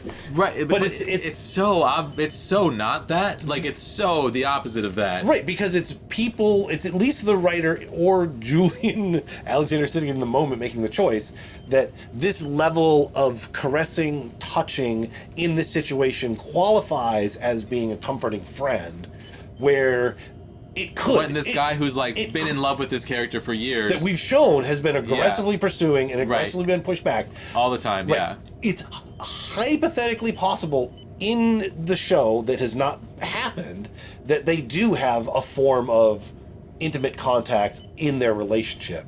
But nothing that they've shown in it makes that. Well, they could retcon it in and you'd be like, oh, you did? But as far as the show has told us, absolutely not. Not even hints nothing. of it. Yeah, nothing. And I think the show actually confirms later nothing. Until Esri, Right. Which we just won't talk about because we forgot to, which is fine. We'll just move on. We talked about spoilers and we didn't talk about the thing I was going to talk about. Right. Because But anyway, that scene to me, no matter how it happened, really detracted from this episode to the point where it's glaringly bad. My overall enjoyment of the episode was severely marred by that scene. Yeah. And I watched this with Andy for the first time. Right, we just got a projector on our ceiling a few months back. This was the first Star Trek I watched on the ceiling. Right. So, I mean, watching this episode huge at night on the ceiling while you're laying down, amazing. Nice. It was so cool, and I loved it so much. And I loved Star Trek, and I loved this episode because of that. But it really, like, thinking about the show critically, because I knew we were going to be talking about it here. Right. Like, my estimation of the episode, like, took a nosedive right Yeah, in that scene. to me, this is episode without that scene is like a solid 8 of an episode. Yeah. But with that scene, it is like a 6. You know, Yeah. it's. I agree. Yeah, that's Well, close. spoiler close alert, to, those well, will be we'll get. scores. I don't know. I mean, we haven't gotten there yet, but like I feel kind of similarly. Yeah, it's really strange because But it's also very Star Trek. Star Trek has these like. The first episode with the Trill in TNG oh my is God, it's like way worse. gross. It's you know? horrible. Yeah. I hated that episode. Yeah. Oh my God, I can't stop thinking about that now. Get that out of my brain. Because see now, look at this. This is what it's saying. Like, look at this guy. Right. Just He's the same guy, but just way more confident. sorry, I get to the creep factor again. Oh no. Dax. Yeah. He's just smug. It doesn't seem like a totally different person. It just seems like an altered person. Right. He played it really well. Right. He's standing up straight. He's looking. And Jadzia. I think this is the good parts of the episode. Yeah, totally. You know. I think the best part of the episode is like seeing a little bit of the relationship that Sisko had with Curzon come out through Comes this through, guy. right. That we don't get as much of with Jadzia. And this, to me, is another great example of Avery Brooks doing great choices as an actor. Yeah. Because he treats this character completely differently now, but he is also like, no, you're still the bad guy, but now I know how to, like, get at you and get under your skin. Like, I know so much more about you now, all of a sudden. Yeah. And I can use that against you. Oh, I you know see what I you're mean? saying. Totally. Like, which this is such smart writing. Right. Yeah, because Yeah. performance from Avery Brooks' standpoint. Yeah. You know, I feel like it really comes across. I totally hear you. Yeah. The smiling, you know what I mean? Yeah. Like, It's amazing. So many ideas. So many memories. yeah, this guy's all hot for having a symbiont, and Sisko It's better than I knows ever imagined. that he wants to get it out of him. Very different Yeah. to you now. It does. I know this place. And I know you, Benjamin. I love his girlfriend's reaction. Remember when Yeah. we first met? Teleo Station. Anastasia. And that trip we took to the Cliffs of Bole. That's named after Cliff Bole, I think. I don't know who Cliff Bole is. He's a Science officer. director on a lot of Star Trek. Oh. The Bolians were named after Cliffs him, of actually. Bole. Oh, perfect. Cliffs of Bole, Cliff Bole. Yeah. Yeah. So yeah, she's tired of it. Yeah. The Deep Space Nine crew is confused because they're expecting Sisko. Do you think they are? I wasn't watching them. Oh, I they're- would assume that they would get what he's doing. No, they don't. See, Oh, Science. yeah. Let's look at even O'Brien right there is O'Brien like, never gives a shit. He's just like, I'm just doing my job. when's payday? Kira's looking at O'Brien like, What about this? And O'Brien is just like, what? He's like, I push buttons and I go home to my family. You know, that's what I do. I don't know, ma'am. I'll feel however you need me to feel, ma'am. Yeah, but you're right. He is like purposefully trying to like weave his way under his his defenses. right. He's playing know what he knows about Dax. Yeah. Yeah, Where this other guy, I think, is like, oh, we're friends now. yeah. Like- but interesting that what's this guy's name? I forgot. Ooh, I forget. Geel? Lionel Luther. Interesting that I really hope that's the actual character's name. Otherwise, doesn't matter. I feel like Lionel LL. We'll call him. What was I gonna say? You don't know. You won't know. I haven't said it yet. I do know. Varad. Thank Varad. you. I think that's it. What were we talking about? About how Sisko is playing Varad now. Yeah. Because he knows more about him because of the Dax symbiont. And Varad thinks that they're really Varad's friends. willingness to kill Jadzia is something particular to him, Yes. but it seems to override, or maybe just like Dax itself has no sense of morality. Yeah, Like, I don't or know. does it override Dax's sense of morality, or is Dax Right. more a vessel for all of the previous hosts, or does it have its own personality? Yeah. Like those are all things that we don't really get answers We to. really don't, and it's a fascinating thing that they Yeah. could explore in Star Trek, you know. Yeah. What is this? What is a symbiont's life, and what is its, you know? That's what I want to know. Yeah. I don't know. It's interesting because it seems to be memory based. It seems like if you get the Dax symbiont, you remember all those other things, right? But you're still you. Right, I got an entire colony from Omicron Theta in here already, man. You're giving me more? Yeah. You get everything. Yeah. Do the Trill have androids? Yeah. Could the Trill create... This is what the symbiotes need to do, is they need to get a hold of android technology. Android bodies. So they can just be like, fuck all this, like, switching hosts. Just one and done, baby. Yeah, just little... little lubricant every once in a while. And they're good to go. A backup body in a drawer. Yeah. Should we take a break? It's been like an hour and 15 minutes. Oh boy, that's a long one. I could use a pee. I could do. If we take a break, are we going to talk about the episode when we get back? Well, we haven't even made it that far.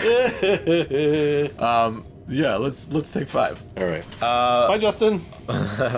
Who's here? I have viewers hidden. We have 3 viewers. Thank you guys so much for being here. I guess that the notifications didn't go out today, but you know what? I have to stop getting mad about that Can because you resend them now? I have no control. It's an automatic system, and sometimes it doesn't work. Gotcha. Yeah, but that's okay. We'll have a small crowd this time, and hopefully people will know we're live next time. And I hope if you're enjoying this later, if you have any then questions, you're enjoying it later. Go ahead and type them in. You heard about this via Discord? Yeah, so apparently YouTube did not notify anybody. But that's okay. This will live on YouTube for people to enjoy later. All right, we're going to be back in a few minutes. I'm going to leave you with this screen, or I'll do this screen, I think. I'll put this up. There's our next 2 episodes to watch. Cardassians and Melora. Yeah, I don't know if we're going to do 1 or 2 next time. We'll figure it out later, but there's 2 episodes to watch anyway, just in case we do both. All right, we'll be back in a few minutes. Oh, yeah, that's...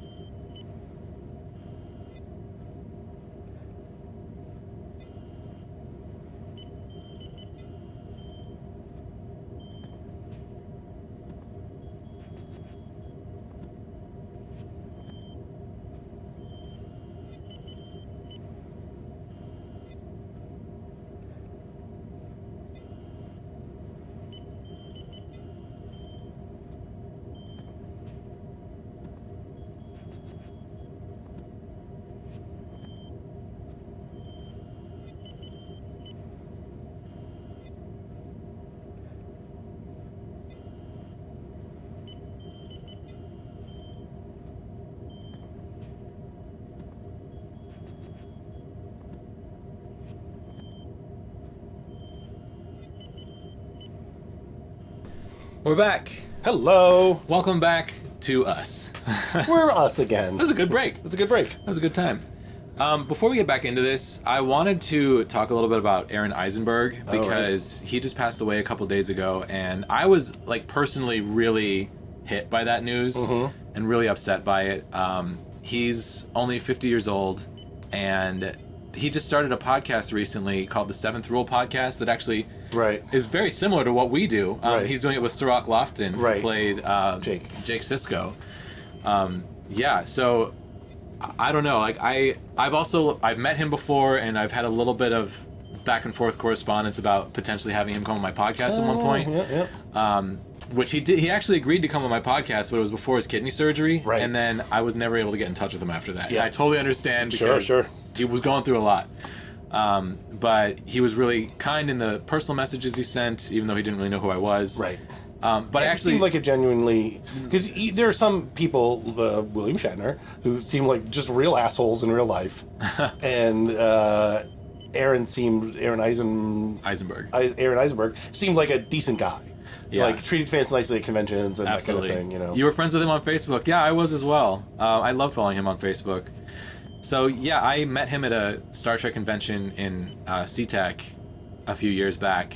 And I got to talk to him for a little while, and I told him about how much I love Only a Paper Moon, which I'm sure he gets a lot. But he was so gracious, you know? Because like I'm someone who's had several different like health struggles in my life, and that episode really meant a lot to me at like a dark time in my life where this character was going through PTSD and trying to escape the world in the holodeck, and his portrayal in that episode was so good. It's one of my absolute favorite episodes of the whole show. So I got to tell him that in person, which was such a cool thing, and you know, he seemed to really light up at the idea that his work had impacted someone else's life in a positive way, and I'm so grateful that I had the opportunity to share that with him. And I'm devastated to hear that he's passed away so young. They haven't released the cause of death yet, but I don't know. Just knowing the health struggles that he's had, my first thought was that I wonder if something happened with his kidney transplant. So yeah, so I don't know, and it sucks. He's got a wife, and I believe he has kids as well. It's just so sad. But we will continue to enjoy his performance as Nog on this show for the rest of our show. And if Sirach Lofton is looking for a new co-host. If Sirach Lofton wants to join Doug Space 9. Let us know. We're not changing the name to Sirach Space 9. But maybe Doug Space Sirach. I don't know. We're open. We're flexible. But yeah, so anyway, back to it? Back to it. All right. So what else happens in this episode? Play! Right, that's all the months we served aboard the they're trying to figure this out. This is the He's not going to die. This is the schmoozing. In me. Oh yeah. So that's his logic. She's not going to live on. Right. She's not going to die. She's going to live on in me. So yeah. So where's the? I'm so curious where the moral line is for the actual Dax symbiote, if that exists at all. Right, and I think it's not explicit here, but I think a reading of this could be that Sisko doesn't know either. Even though he's known Curzon and he knows Jadzia, he's wondering and he's trying, like, can I appeal to whatever the symbiont has as a moral compass? And the answer is no. Like, spoiler alert, like, this guy would continue to defy Sisko up until the end of the episode to escape with Dax. Right. Like he's never redeemed. Right. The other thing I like is that they do make a couple of physical escape attempts. Yeah. But so much of this episode is Sisko playing the angles of people's feelings and emotions and morality, you know what I mean? Right. Fears. Right, you know? And it's the type of exploration that I love on Star Trek, is like an exploration of morality. Well, and it's a new and interesting way of doing that for the show itself. I like as much as I do love the action stuff, I do also enjoy well done versions of like non-violent solutions to the problem. Yeah. You know? Oh, I love that. Which doesn't work. He does ultimately just have to shoot this guy with a laser. Yeah. But he gets to be able to do that by first trying to this line of attack against what did I call him? Gerard? Gerard, I think that's right. No, it's in here. Virat. Right. Well, and then I was wrong. When that doesn't pan out, he then attacks at the woman. Yeah. The he would be such a good Survivor player, Benjamin Sisko. Yes. Like that's what Survivor's all about. Is Yeah. like learning another person to use what they want to get what you want. Right. Not necessarily against them, but maybe. Yeah, maybe, yeah. And like Sisko is a master of that in this episode. Yeah. He's like he tried to appeal to Dax and it didn't work. So then he appeals to the girlfriend and that does work. But by stoking her fears and Right. also being honest with her, you know, like Nothing he says is a lie. nothing Yeah. he says is a lie. He's It's all just true. like he's dropping your ass now. Yeah, it's like now that he's telling her, like, now that Vrod has the symbiont, he's not gonna. doesn't need you. He doesn't need you anymore. Right. And like he doesn't really love you because Right. he can tell that she loves him. Right. And he's like kind of reading the situation, Yeah. but he's reading it correctly. Yeah, but what's also interesting is she's like, yeah, you know what? I liked him better when he was pathetic. Yeah. Like, you know, I don't love this best version of him. Yeah. Because his best version of him doesn't love me. There's so many cool. Like, their relationship is doomed after this. Oh, for sure.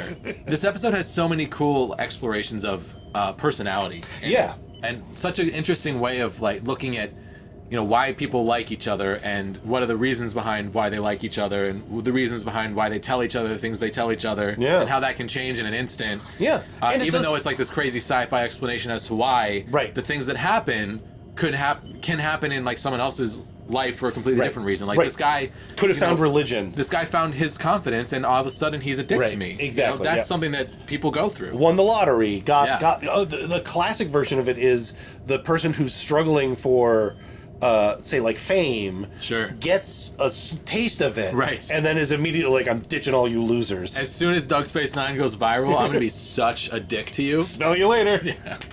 I'm just kidding. You're Kind of a dick to me you now. Yeah. Nothing will change.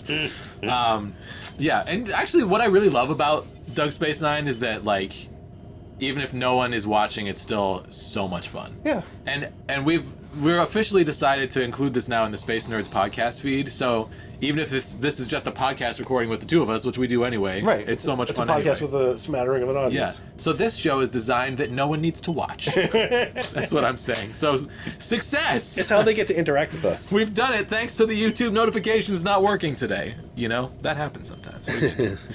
Okay. Jadzia will die. You'll have killed her. Right. He's really I appealing. feel like we've talked through a lot of this pretty well. Because this is right. And this is right. He starts moving in. Yeah. So Oh yeah, Quark pretends that his ear is broken, Right. which I loved. Like that was his plan, his way to get back in on the right side of things. Right. Well, because this is in this episode, Quark thought that it was just a deal of just like selling something. Right. Because so the Great face right there. the path for redemption is set for him because he didn't know. He didn't know that they were going to basically kill Jadzia and Right. kidnap Dax. Right. And they forgive it because he didn't know, and which that- is an interesting choice. And that he wouldn't. Like, if he knew that's what they were going to do, he wouldn't have helped them out, presumably. yeah, but if it was- maybe not. Well, because he's also creepily crushing on Jadzia. And also, I don't think that his morality would allow him to just have these people die. Right. You know, I think he jokes around about like selling his brother, and Right. then they do have things where his brother puts him in Right, his mortal brother tried to kill danger. him. Yeah. But yeah, Quark never crosses those lines and seems to find them like terrifying. He's kind of squeamish as a Ferengi go. Yeah. And they show that later with like Special Agent Brunt, spoiler alert. yeah, like he respects life, it seems. Yeah. Like that's his one thing that he He's soft for a a line Ferengi, for it. even though he doesn't want to be. you Yeah, know? totally. So yeah, I agree that I don't think he would sell out the crew if he knew they were going to be killed. Right. So this is him trying to help out by faking an injury so he can get down to see the doctor. And I do like, what is his name? Armin Shimmermans? Yeah. His squealing in pain is Yeah. so delightful because it's so intentionally pathetic. Yeah. Where it's like, he's making himself like, look, I'm weak, I'm helpless, I'm no threat, you know. Yeah. It's great. And annoying. So like, fine, whatever needs to be done to shut him up. Yeah, totally. And he's so good in this part. Oh, I loved how you referenced him in your Oh, yeah. thing. Principal Snyder, who looked a little like a Ferengi from Deep Space Nine or something. Because it was played by the same guy. Right, yeah. on Buffy, Principal Snyder. Right. And Principal Wood was the principal who came after Principal Snyder. I picked that up also. Yeah, I love that, Principal Wood. Robin Wood. Yeah. So silly. Which ties into the Green Arrow, who I call the Teen Arrow. Yes. It was great. Yeah, layers upon layers. Oh, here's talk about creepy touching. Dreaming about what might have been. Yeah. This is when she decides she liked him more before. Yeah, because she's that is- trying to suss it out. That is a clit on her forehead. That is Head clit. that is labia. Just wanted to point that out. Klingons and I'll make sure that no one stops you. Remember, I don't want you staying here any longer. I like than that you she's also have to. wearing the Give me badge. an She's still hour, then head to Her the performance here is wormhole. great That's because what's you can tell that she's kind of sussing him out based off of what Cisco told her. Yeah. And finding that Cisco was right. Yeah. You can read it all in her expression. Yeah. Yeah, right there where she tries to hug him and he's like... Right. But you know what I think he's experiencing is like, it's not... Even if he had some interest in this woman before, he's not just himself anymore. He's all these other personalities who... Right. Like, no one who was just joined would be able to be physically comfortable right away, I think. No, listen. This is why With anybody, the Trill have a rule about maintaining relationships with people after you've done That's the, right, they the do have that symbiotic rule. transition. Yeah. Yeah, They interesting. constantly break. But either way, she reads it as Cisco being He's right right. because Cisco's he had right. just planted that information. She has emotional intelligence. She's not... Right. This is a rare Star Trek, especially guest spot character, who's portrayed as someone who has agency, competence, intelligence. You know, Yeah. she makes some bad choices obviously before the episode, and she's making some good ones in here. But she's not the like, oh, here's the person that you have to rescue, or here's the person who has to. Yeah. I agree. What was I going to say? Oh, who's duped by the machinations of Right. someone else? Like, it's Hey, really Talkie's back. It's Yeah, really- I really like it. she's a great character. I want to look up who played that character. Okay, let's see. Yeah, I don't know the actress name. Megan Gallagher. I've seen her in other stuff. Let's see what she was in. Let's see. She was in Voyager also. Yeah. She's married to Jeff Yeager, who played Iden on the Voyager episode Flesh and Blood. Oh, I don't know that. Off the top of my head. Okay, films. The telefilm Sins of the Past. At Your Service, and then she was gone. Bring So Three. just Bunch of shit I haven't heard of. nothing. Okay. It's too bad. She's a great actor. I feel like I've seen her in something else. Here's Television. LA Law. What's her name? Family Law. Without a Trace. What's her name? I forgot. Boston Legal. Crossing Jordan. The Mentalist. Megan Gallagher. Megan Gallagher. This Oh is, wait, it's from another. Oh, she was in the another DS9 episode, the Little Green Men episode. Oh, Yeah. yeah. She's I the. don't think you can see this picture, but this is her. When they go in the 40s, she's the one Yeah. that works in the office. Yeah, that's what it is. I recognize her from this show. That happens a lot with Deep Space Nine. Well, with Star Trek in general. Yeah, but her performance is really great. All right, so now we're gonna let Odo out. We'll get the symbiont back before it's too late. What are you doing? So do you think Julian? He is? Look at the way he says Odo's in here. How much time she has left. We've got to get the symbiont back before it's too late. What are you doing? Odo's in here. He is? It's like he's not concerned that Odo's in there. He's fascinated that Odo can fit could in be there. in there, yeah. Gotta get him out. Are you sure? Yeah, I love that moment. Access code. He has to make the joke. He has to make the joke. Allow me. And Quark continues to save the day by breaking Odo out of his box. Right.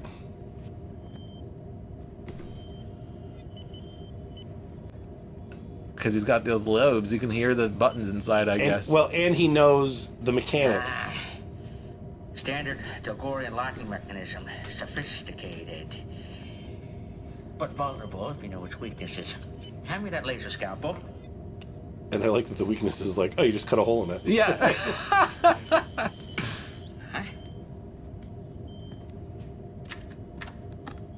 This is like cutthroat hacking going on right now.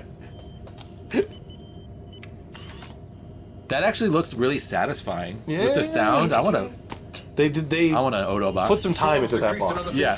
I mean, that scene was so slow, but like so charming.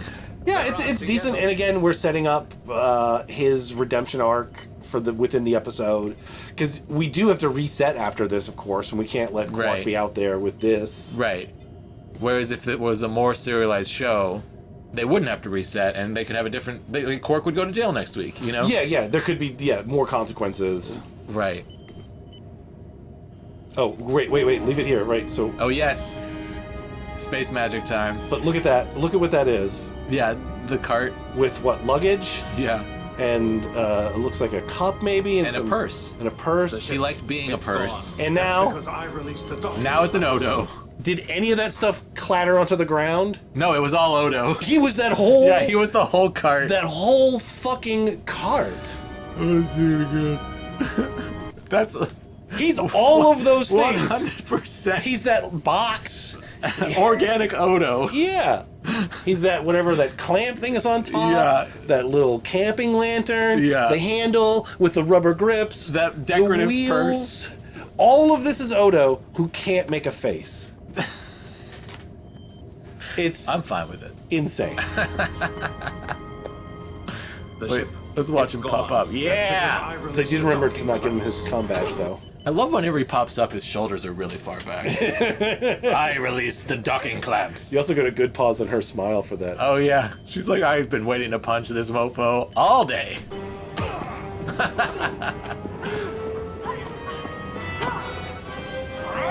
That would have been around. Go back for a second. Because that's not. So. I want to see if I can. So that might be Patricia Tallman if what we've read is correct. Oh, yeah. And that this may be around the time when he really. Oh, that's her. That's Kira. Oh, that is. Okay. Yeah. But, so then it doesn't look like they used the thing where they said that she got. Well, that could have been another scene. We should go look for it. I looked earlier and I couldn't find it. Oh, you did? Yeah. Okay. So that's why I was thinking it might be here. Yeah, but... when did they fight? They fought on Ops once. Oh, so I think that was way earlier. But right? Well, let's just make sure we get to the end here. Okay. But hang on one second. I'm actually encouraging a pause. Okay. They may not have included it because that's no, it's fair. That's what I did to you. The thing is, you gotta wait. You give me like 2 minutes, and then when I'm getting really ramped up, go. That's the sweep the leg. Yeah. They may not have used. They definitely wouldn't have used where she really gets punched because that would be very strange. Yeah. But that aside, they still may not use the fight scene because according to the stuff I was reading, that Nana Visitor would do what she could to make sure that Patricia Tallman was included in scenes that couldn't get edited out so that she was eligible to get residuals when the show went to syndication. So there's even the scene where she does get popped on accident because Tim Russ they practiced it and then he took a step and it was not the same distance, so he hit her in the face. That scene while they were setting up for it, that Nana Visitor said that she went to take a break so that Tallman could come in because she was looking for scenes where it's like her back is to the camera and then the face is the other guest star, so that's more likely to be a scene that would get included, not cut out. Just to look out for a friend. Just to look out for a friend. That's which is great. like a really cool thing to do, you know, and to help, you know, somebody for the rest of their life get money off of Star Trek. That's so cool. So that's really great. But it also sounds like then that stunt people can come in and do this thing and then not have their work show up at all. And not get syndication pay. Right, so you get paid for the work of the day, but not recurring residuals going forward. Residuals, that's the word. Yeah, fascinating. Yeah. It's so interesting to think that, that Lita Alexander from Babylon 5 gets punched in the face on Deep Space Nine. By Tuvok. Like, that's dressed as a Klingon. That's exactly what happens. That's crazy.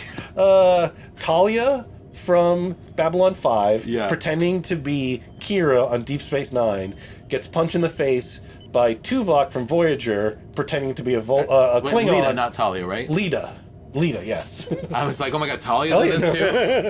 No, it's because her name is Tallman. That's why. Patricia Tallman, Talia Winters, Lita Alexander. Yes. Got it. Yeah, but that's like such a crazy thing that happened. But I want to try to find it. But you're right. Let's get to the end first. Yeah. What makes you so sure?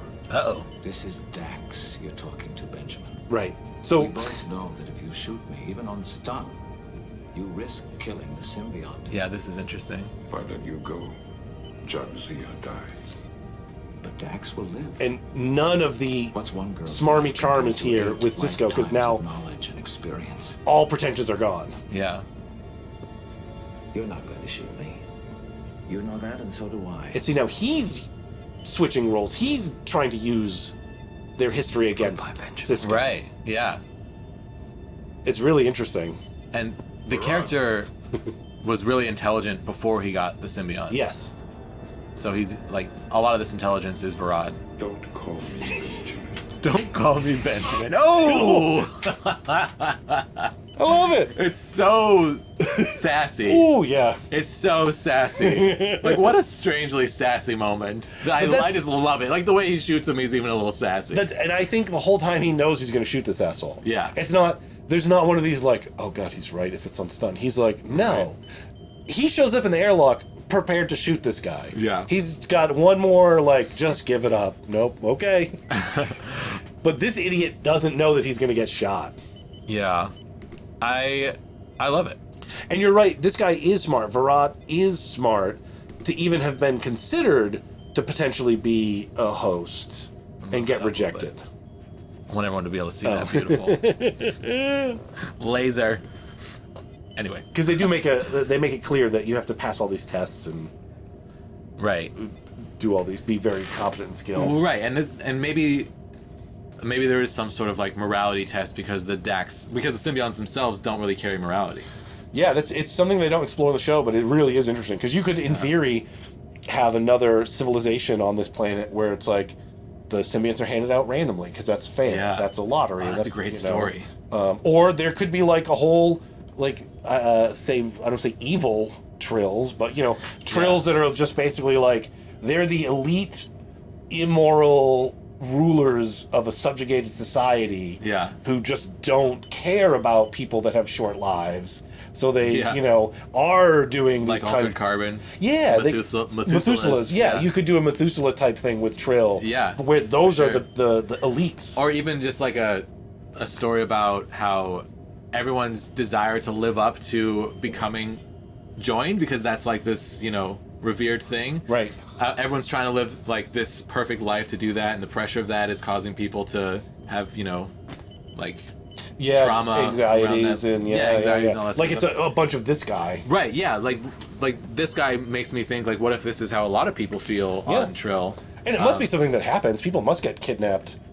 Oh yeah. Or maybe as soon as you get a symbiote, you're like, I'm getting the fuck out of here. Right. All these other Trill, they're gonna come after my symbiote. Like maybe there's this like hippie group of Trill who don't give a shit about being joined, right? And, like just want to live their lives and not be focused on the that. Conspiracy theory that the symbionts created the Trill as like a subjugated race just to be their hosts, so it's the extreme version of it was like, we don't just want to step out of this, we think all the hosts should be destroyed so that we can have our own freedom as a people. Then you got a Star War. Yeah. So there's a lot that you could do with the Trill. Yeah, totally. And they scratched the surface in this episode in a really satisfying way. It's also why I don't mind when there's... Uh-oh, I've been shot. I'm asleep. I'm hungry. No, he's not. He's just like... I'm waking up. Oh, and she gets back the Varad that she loved. Right. But he's going to be so mad at her. I feel strange. So empty. Same thing that Jadzia said. The symbiote is back where it belongs. So close. I had it. It's really interesting because like he's not pissed. He's so passionate about this one thing. It's just like all he's ever wanted. Right, and he got it. And he got it for a second, and now it's ripped away from him forever. And I can't help but feel bad for him. Yeah, even though he's the villain of this episode. It is a really compelling episode. It is really interesting. Just him getting what he wanted is an interesting way to do this story. Yeah. Where it's not just constantly like stymieing and like, oh boy, we've just dodged a bullet there. Yeah, totally. This is like what always happens in the Arrowverse, where it's like, oh shit, we fucked up. Now we gotta fix it. Yeah, totally.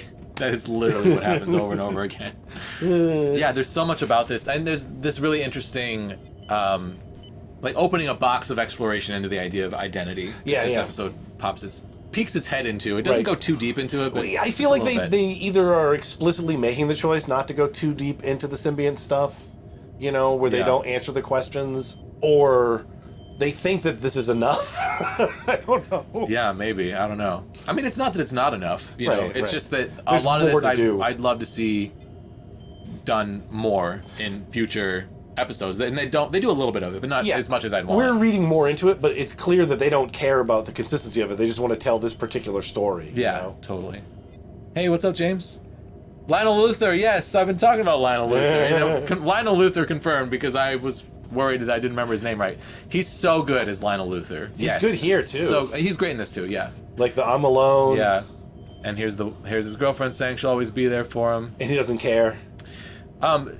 Question for chat: do people care if I leave the audio running with us talking on top of it? I try to mute it if we're talking, but if people don't care, like, here's an example.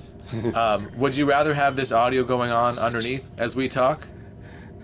Or would you rather I let the video go and mute it sometimes like that, so it's not always still? That's what I've been doing, but that's up to chat. The one advantage of the audio going is that when we pause to look at it, you don't have to do anything. It's just they can hear it. And it's got subtitles. So I see... Well, yes on audio, but wait, what does that mean? Yes, you want... yes to have the audio. Leave the sound on like an audio commentary. Okay. Yeah. Let's hear it. Hey, dude, man, what's up? Okay, so us talking over the sound is... You can hear us, you can hear the sound, and it's not a horrible experience? Is that what I'm hearing? I'm fine. Because that'll be a lot less work for me. Yeah, I think it works. And then... Okay, great. If it's too distracting, that's when we pause it. Everything he Cool. thought. Awesome. I love it. We got this sorted out at the second hour. Yeah. Well, not just the second hour, but like how many of these have we done? Yeah, that's true. Yeah. Great, I'll leave the audio on. So this is when she tells Cisco how Julian touched her uncomfortably, right? Yep, and then she's like, oh god. And he's like, oh man, we got a problem. And Jedzia's like, oh no, he'll always be with me.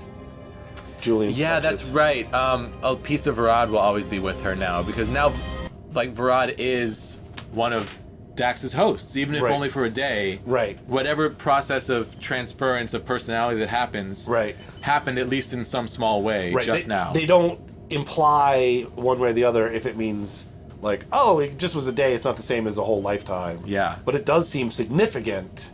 Yeah. Like, you know, she did get a bunch. She brought it up, you know, she said it. I can't remember. They do eventually do that episode where they do a tour through her past hosts. I don't remember if Varad gets a spin at the wheel again. I don't remember either. That'll be interesting to see. Because that's the one where, spoiler alert, you find out there was the serial killer or whatever, like the psychotic. Yeah, that's another time where they tried to go down this same, like, rabbit hole of story of what does this mean to be joined, and I wasn't wild about how they pulled it off that time. I think this is much more effective. I mean, again, we'll see. I feel like the Trill is so much potential in Star Trek that they basically give short shrift to and don't really care that much about the consistency of it. It kind of I agree. It is whatever they want it to be. Especially because, like, the first time the Trills showed up, they were, like, completely different than the second time they showed up. Yeah. Okay, I'm trying to find where Patricia Tallman gets punched. Oh, he's taking a giant deuce. It's hard to find without the yeah, with the thing that used to be can't have the previous. Oh wait, he just got hurt. Was he the only one? Also trying to take a dump. I think it was just him that got shot. I think so. Oh wait, let me heal the phaser wound first. So there could have been a fight. He's already healed. Get it. Yato, Takar, it's time. I'll have no part in this. I understand. Oh, this is where he gets shot. Okay, definitely nothing happened to Kira right there. Keep away from him. Phaser schmazer. O'Brien was on the river again, says Justin. Yeah, he's in the holodeck kayaking. So this isn't the scene. Where does she fight? Why is it so hard to find? If I just like... Yeah, and the little thing that showed the preview is gone. It may not. It may not be in the episode. Right. Maybe it was cut. What is it? Cenarian egg broth. Cenarian egg broth. City. Oh well. Take him to the infirmary. Right. This is just Quark getting okay. beat up. Yeah, that was like the one fight scene, and Yeah. it didn't look like there was. Yeah, I think it must have gotten cut.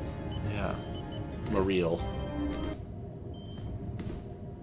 Mistake. Yeah. Now we're back here. The entire cart. Odo is that whole fucking cart, dude. That's bananas. Yeah. That was a good freeze frame. I missed it though. Yeah. Let's get a good one. The ship. Well, let's It's watch this gone. scene again. That's because I released the docking clamps. That's definitely Kira. Yeah, they turned her around right there, Yeah. and that was her, right? I think so. I mean, that's, but they're stunt doubles. Like, they're supposed to look a lot like the person that they're... That last shot was probably a double. That's definitely her.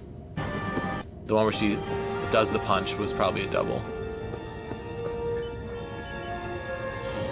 It's really interesting when you watch the old TOS because it's so obvious like that when goodbye. there's, like... Yeah. So They hide it better these days. Right, for sure. So she's probably in this episode, but not this shot where she got punched. I didn't see anything saying that was actually in the episode. I didn't either. I think Yeah. that would be a strange decision for them to make as a show. Yeah. But it happened on set, and that's good enough for Right. us. All right, And to be clear, when I say that's a good story, I mean that it's an interesting fact. It is not good that someone got punched. No, but Patricia Tallman was like a really good sport about it. She seemed to have a good sense of humor about She's it. like, yeah, let's just keep rolling, Right. She's And a that Tim Russ was freaked professional out. stunt women get punched in the face sometimes. That's probably a she's hazard. She's trained for and this. tough. Yeah, totally. Way tougher than either of us combined. Okay, what do we rate this episode? You gotta rename it. Oh yeah, why does that say that? Because you copy and paste it. Oh, that makes sense. Invasive Procedures. Invasive Procedures. Okay. And I might as well share this link. No one can edit it, they can only view it. Constable Cart to the rescue. Okay, there's if you want to see our Google Doc that we've been making for the entirety of this show, there it is. If you want Okay. to follow along at home. Yeah. So what do you rate this episode? Hey, someone's looking. Anonymous Elephant is looking. Welcome, Anonymous all right. Elephant. Probably 7.5. 7.5. You've gone up from your 6. Well, I mean, it is a good episode, I think. I would have given it an 8, maybe even an 8.5, except for the Julian scene, which I feel is just like real. Unfortunate. Yeah, it's I'm typing and listening. It's almost like I'm being like punitive, like yeah, that'll teach you, Chat, there is a link to the straw poll if you want to vote on what to rate this episode. Yeah, I'm gonna give this one a 6.5.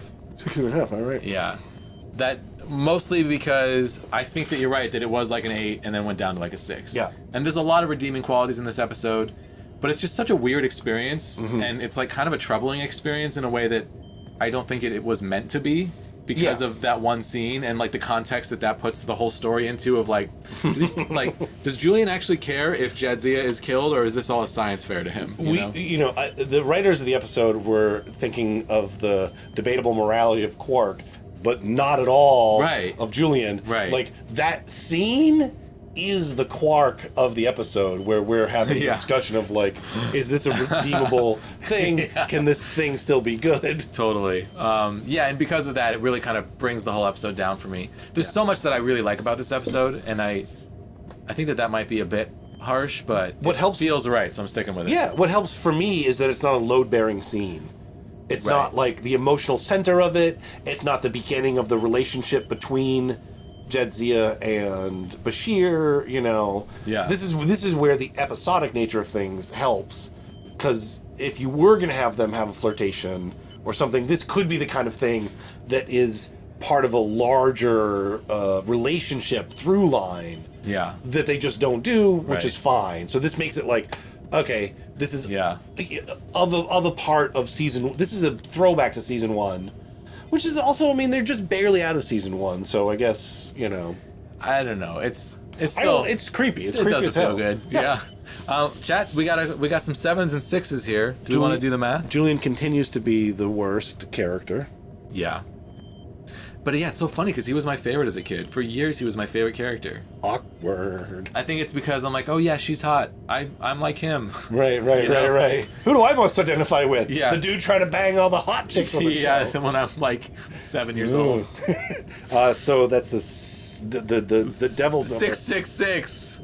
Chat gives it the devil's 666. 6.66. So they're right in line with me. Yeah. Okay, we're going to nominate people for favorite character in this episode. Yeah. Favorite character. I can't remember people's names. Cisco, Varad, which is Lionel Luthor. Lionel Luthor. Who else is really in this episode? Mariel? That's what I was trying to What's find. her name? I can't see her name in here. I think it's Mariel. Mareel. Yeah, Mariel. We'll call her Mariel. I can double check. It is Mariel, just saw it. Mariel, great. The girlfriend. Mariel, Takar, and Yedo.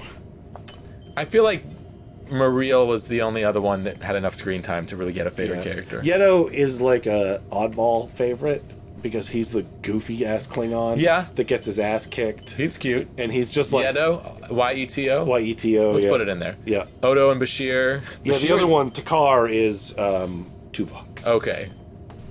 Tuvok Kar. Tuvakar. From Stovakor. From Stovakor. Anyone else? I don't know, that's a lot. Yeah. I mean, also, the nature of the show means you could pretty much nominate everybody. Yeah. Although, for the Okay, most Chad. part, no one else does anything. There's the straw poll for favorite character. O'Brien doesn't Yeah, he solve just gets anything. shot. Jadzia is just like a, damaged... she's the MacGuffin. She's like... Quark. Quark would be a good... Oh, yeah. That's like the most obvious one. I didn't put him on the list. If you want to write in Quark, let me know. Who do you think? Well, this is tough because I'm going to be dividing it up between Mariel and Gerard. So Jariel?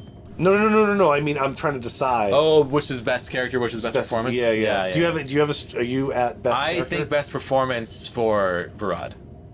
Yeah, I think I'd probably go with that too. Yeah. But I'm jumping ahead. I was going to see if you wanted to answer best character so I could think. Oh, I get you. I ruined it. It's okay. We can I go. spoiled Let's it. do best performer because we were both right there. Oh no, Well, we need. we straw got the poll. chat Yeah, going. yeah, Okay. yeah. Favorite character in this episode for me is either Cisco or Quark, I think. Oh, interesting. I just like how Cisco is. I really like how Cisco is kind of, negotiating the whole episode through and like using his survivor skills. So Yeah. I'm giving it to Cisco. That's you. I did that wrong. How do spreadsheets work? Okay. Damn it. Just type over it. I refuse. Oh, I refuse. You go. I guess I'll go with Mariel as my favorite character. All right. Because I thought it was an interesting story. One of the rewatches of this, I got the sense... Cisco Cisco and Tuvokar won. So that's a... So... Sisvokar. Yeah. Or Benjamin Tuvokar. Benjamin Tuvokar. I like that. What do you think? Yeah, Benjamin Tuvokar.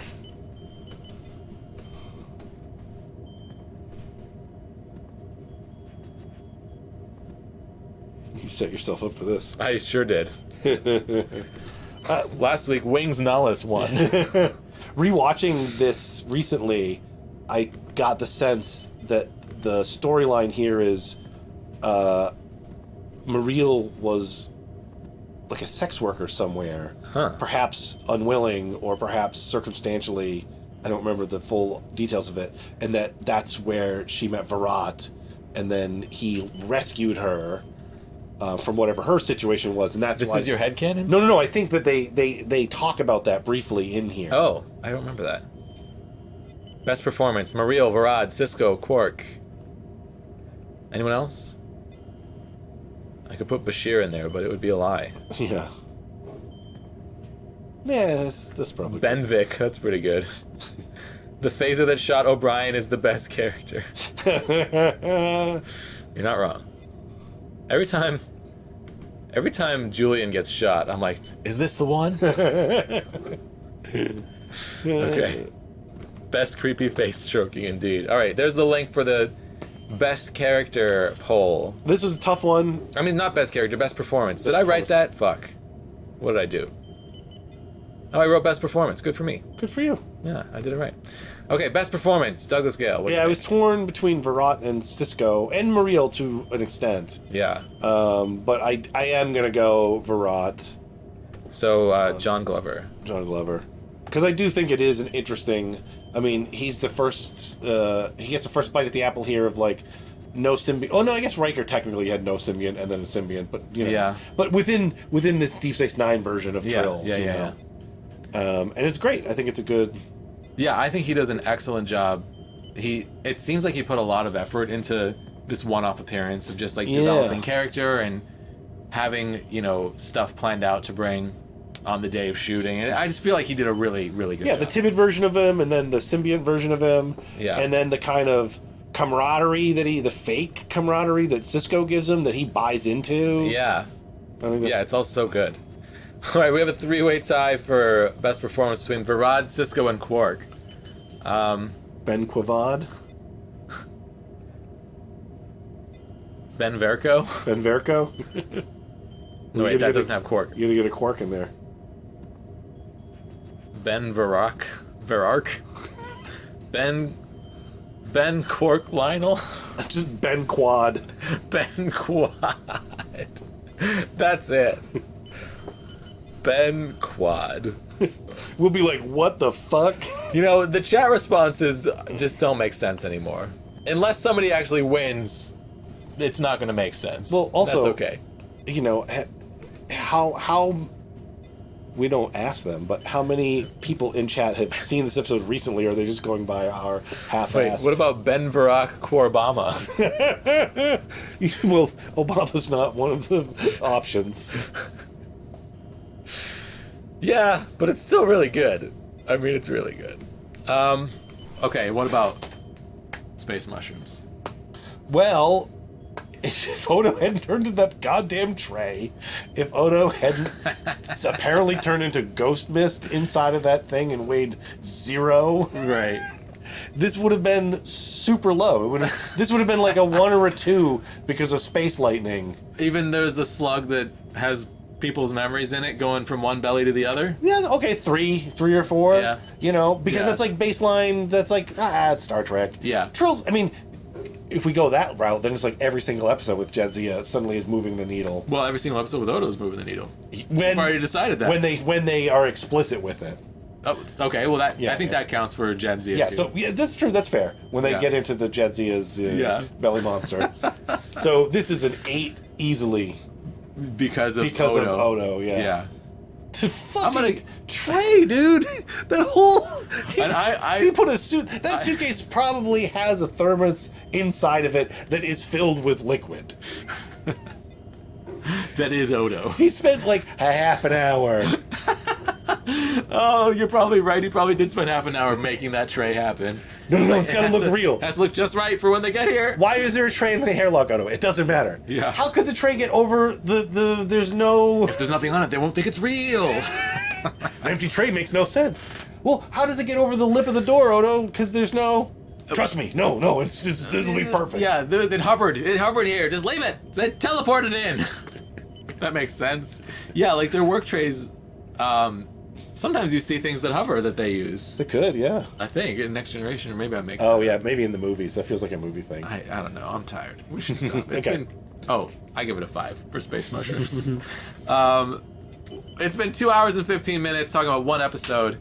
So yeah, we tried doing one to try to have shorter streams. I guess this is shorter because we were going 3 or 4 hours. Well, we talked so much about other stuff. Like, we could do one hour if we were. Well, we were doing one every hour and a half, and we're not that far off of that. No, we might try to do 2 next time. So watch if we the do next 2 2 episodes. We'll try to keep it to an hour. Yeah, it'll just all depend. 2 hour on stream, hour per episode. How much time and what's going on. If we can't make 2 happen, we'll just do 1. But let's plan on 2. Yeah, going through the whole thing puts it into like potentially a longer, you know, Yeah.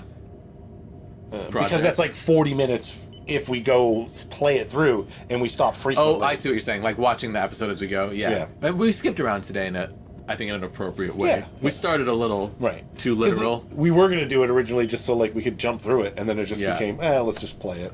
Yeah. Totally. We're still like figuring that out. Probably getting a lot of trouble for that, just like straight up playing an episode of Deep Space Nine. Yeah, if we play like long enough chunks, it can get content ID'd, but it's not even necessarily trouble. It's just, you know, they'll just tell you to stop doing it. the 50 to 100 views will not be monetized, and that's not that big of a deal. Yeah, we can solve that problem when it comes to it. Yeah. Well, anyway, I think we're done. Am I forgetting anything? We did it. No. Yeah, we did it. We nailed it, man. Well, thank you guys so much for being here. Another Doug Space 9 fun time. Fun time. Finished. Good stuff. Bum, bum, bum, bum. So yeah, my podcast is officially transitioning from Sci-Fi with Jesse Mercury to Space Nerds this week. So look out for the first episode of Space Nerds coming at you real soon. Or you're already listening to this through Space Nerds, Yeah. in which case, come check us out on YouTube. Exactly, and, yeah. And get ignored in chat while we... Come hang out in the live chat. YouTube.com/Jesse Mercury Sci-Fi. Although it'll be a while before because I have to like catch up on what's on YouTube. Yeah, but this is like to time what's travel. on- You don't know. Yeah. Somebody is listening to this. They might be. We're like minutes away from doing a live stream of something. Like season Sure, 6 like season 5 or of- something. of- Yeah, totally. It'll Who catch knows? up eventually. That's how time works, baby. Is it? It I is. don't feel like after watching Legends of Tomorrow, I don't think I know how time works anymore. Everything exists simultaneously, but it could also be changed at any moment. Exactly. Some things time wants to have happen. All right, well, we're not going to talk about that now. We're going to leave. So, love you guys. Bye. Bye-bye. Ba-ba-ba-ba. Doug Space 9. Doug Space 9. Doug Space 9. It's over.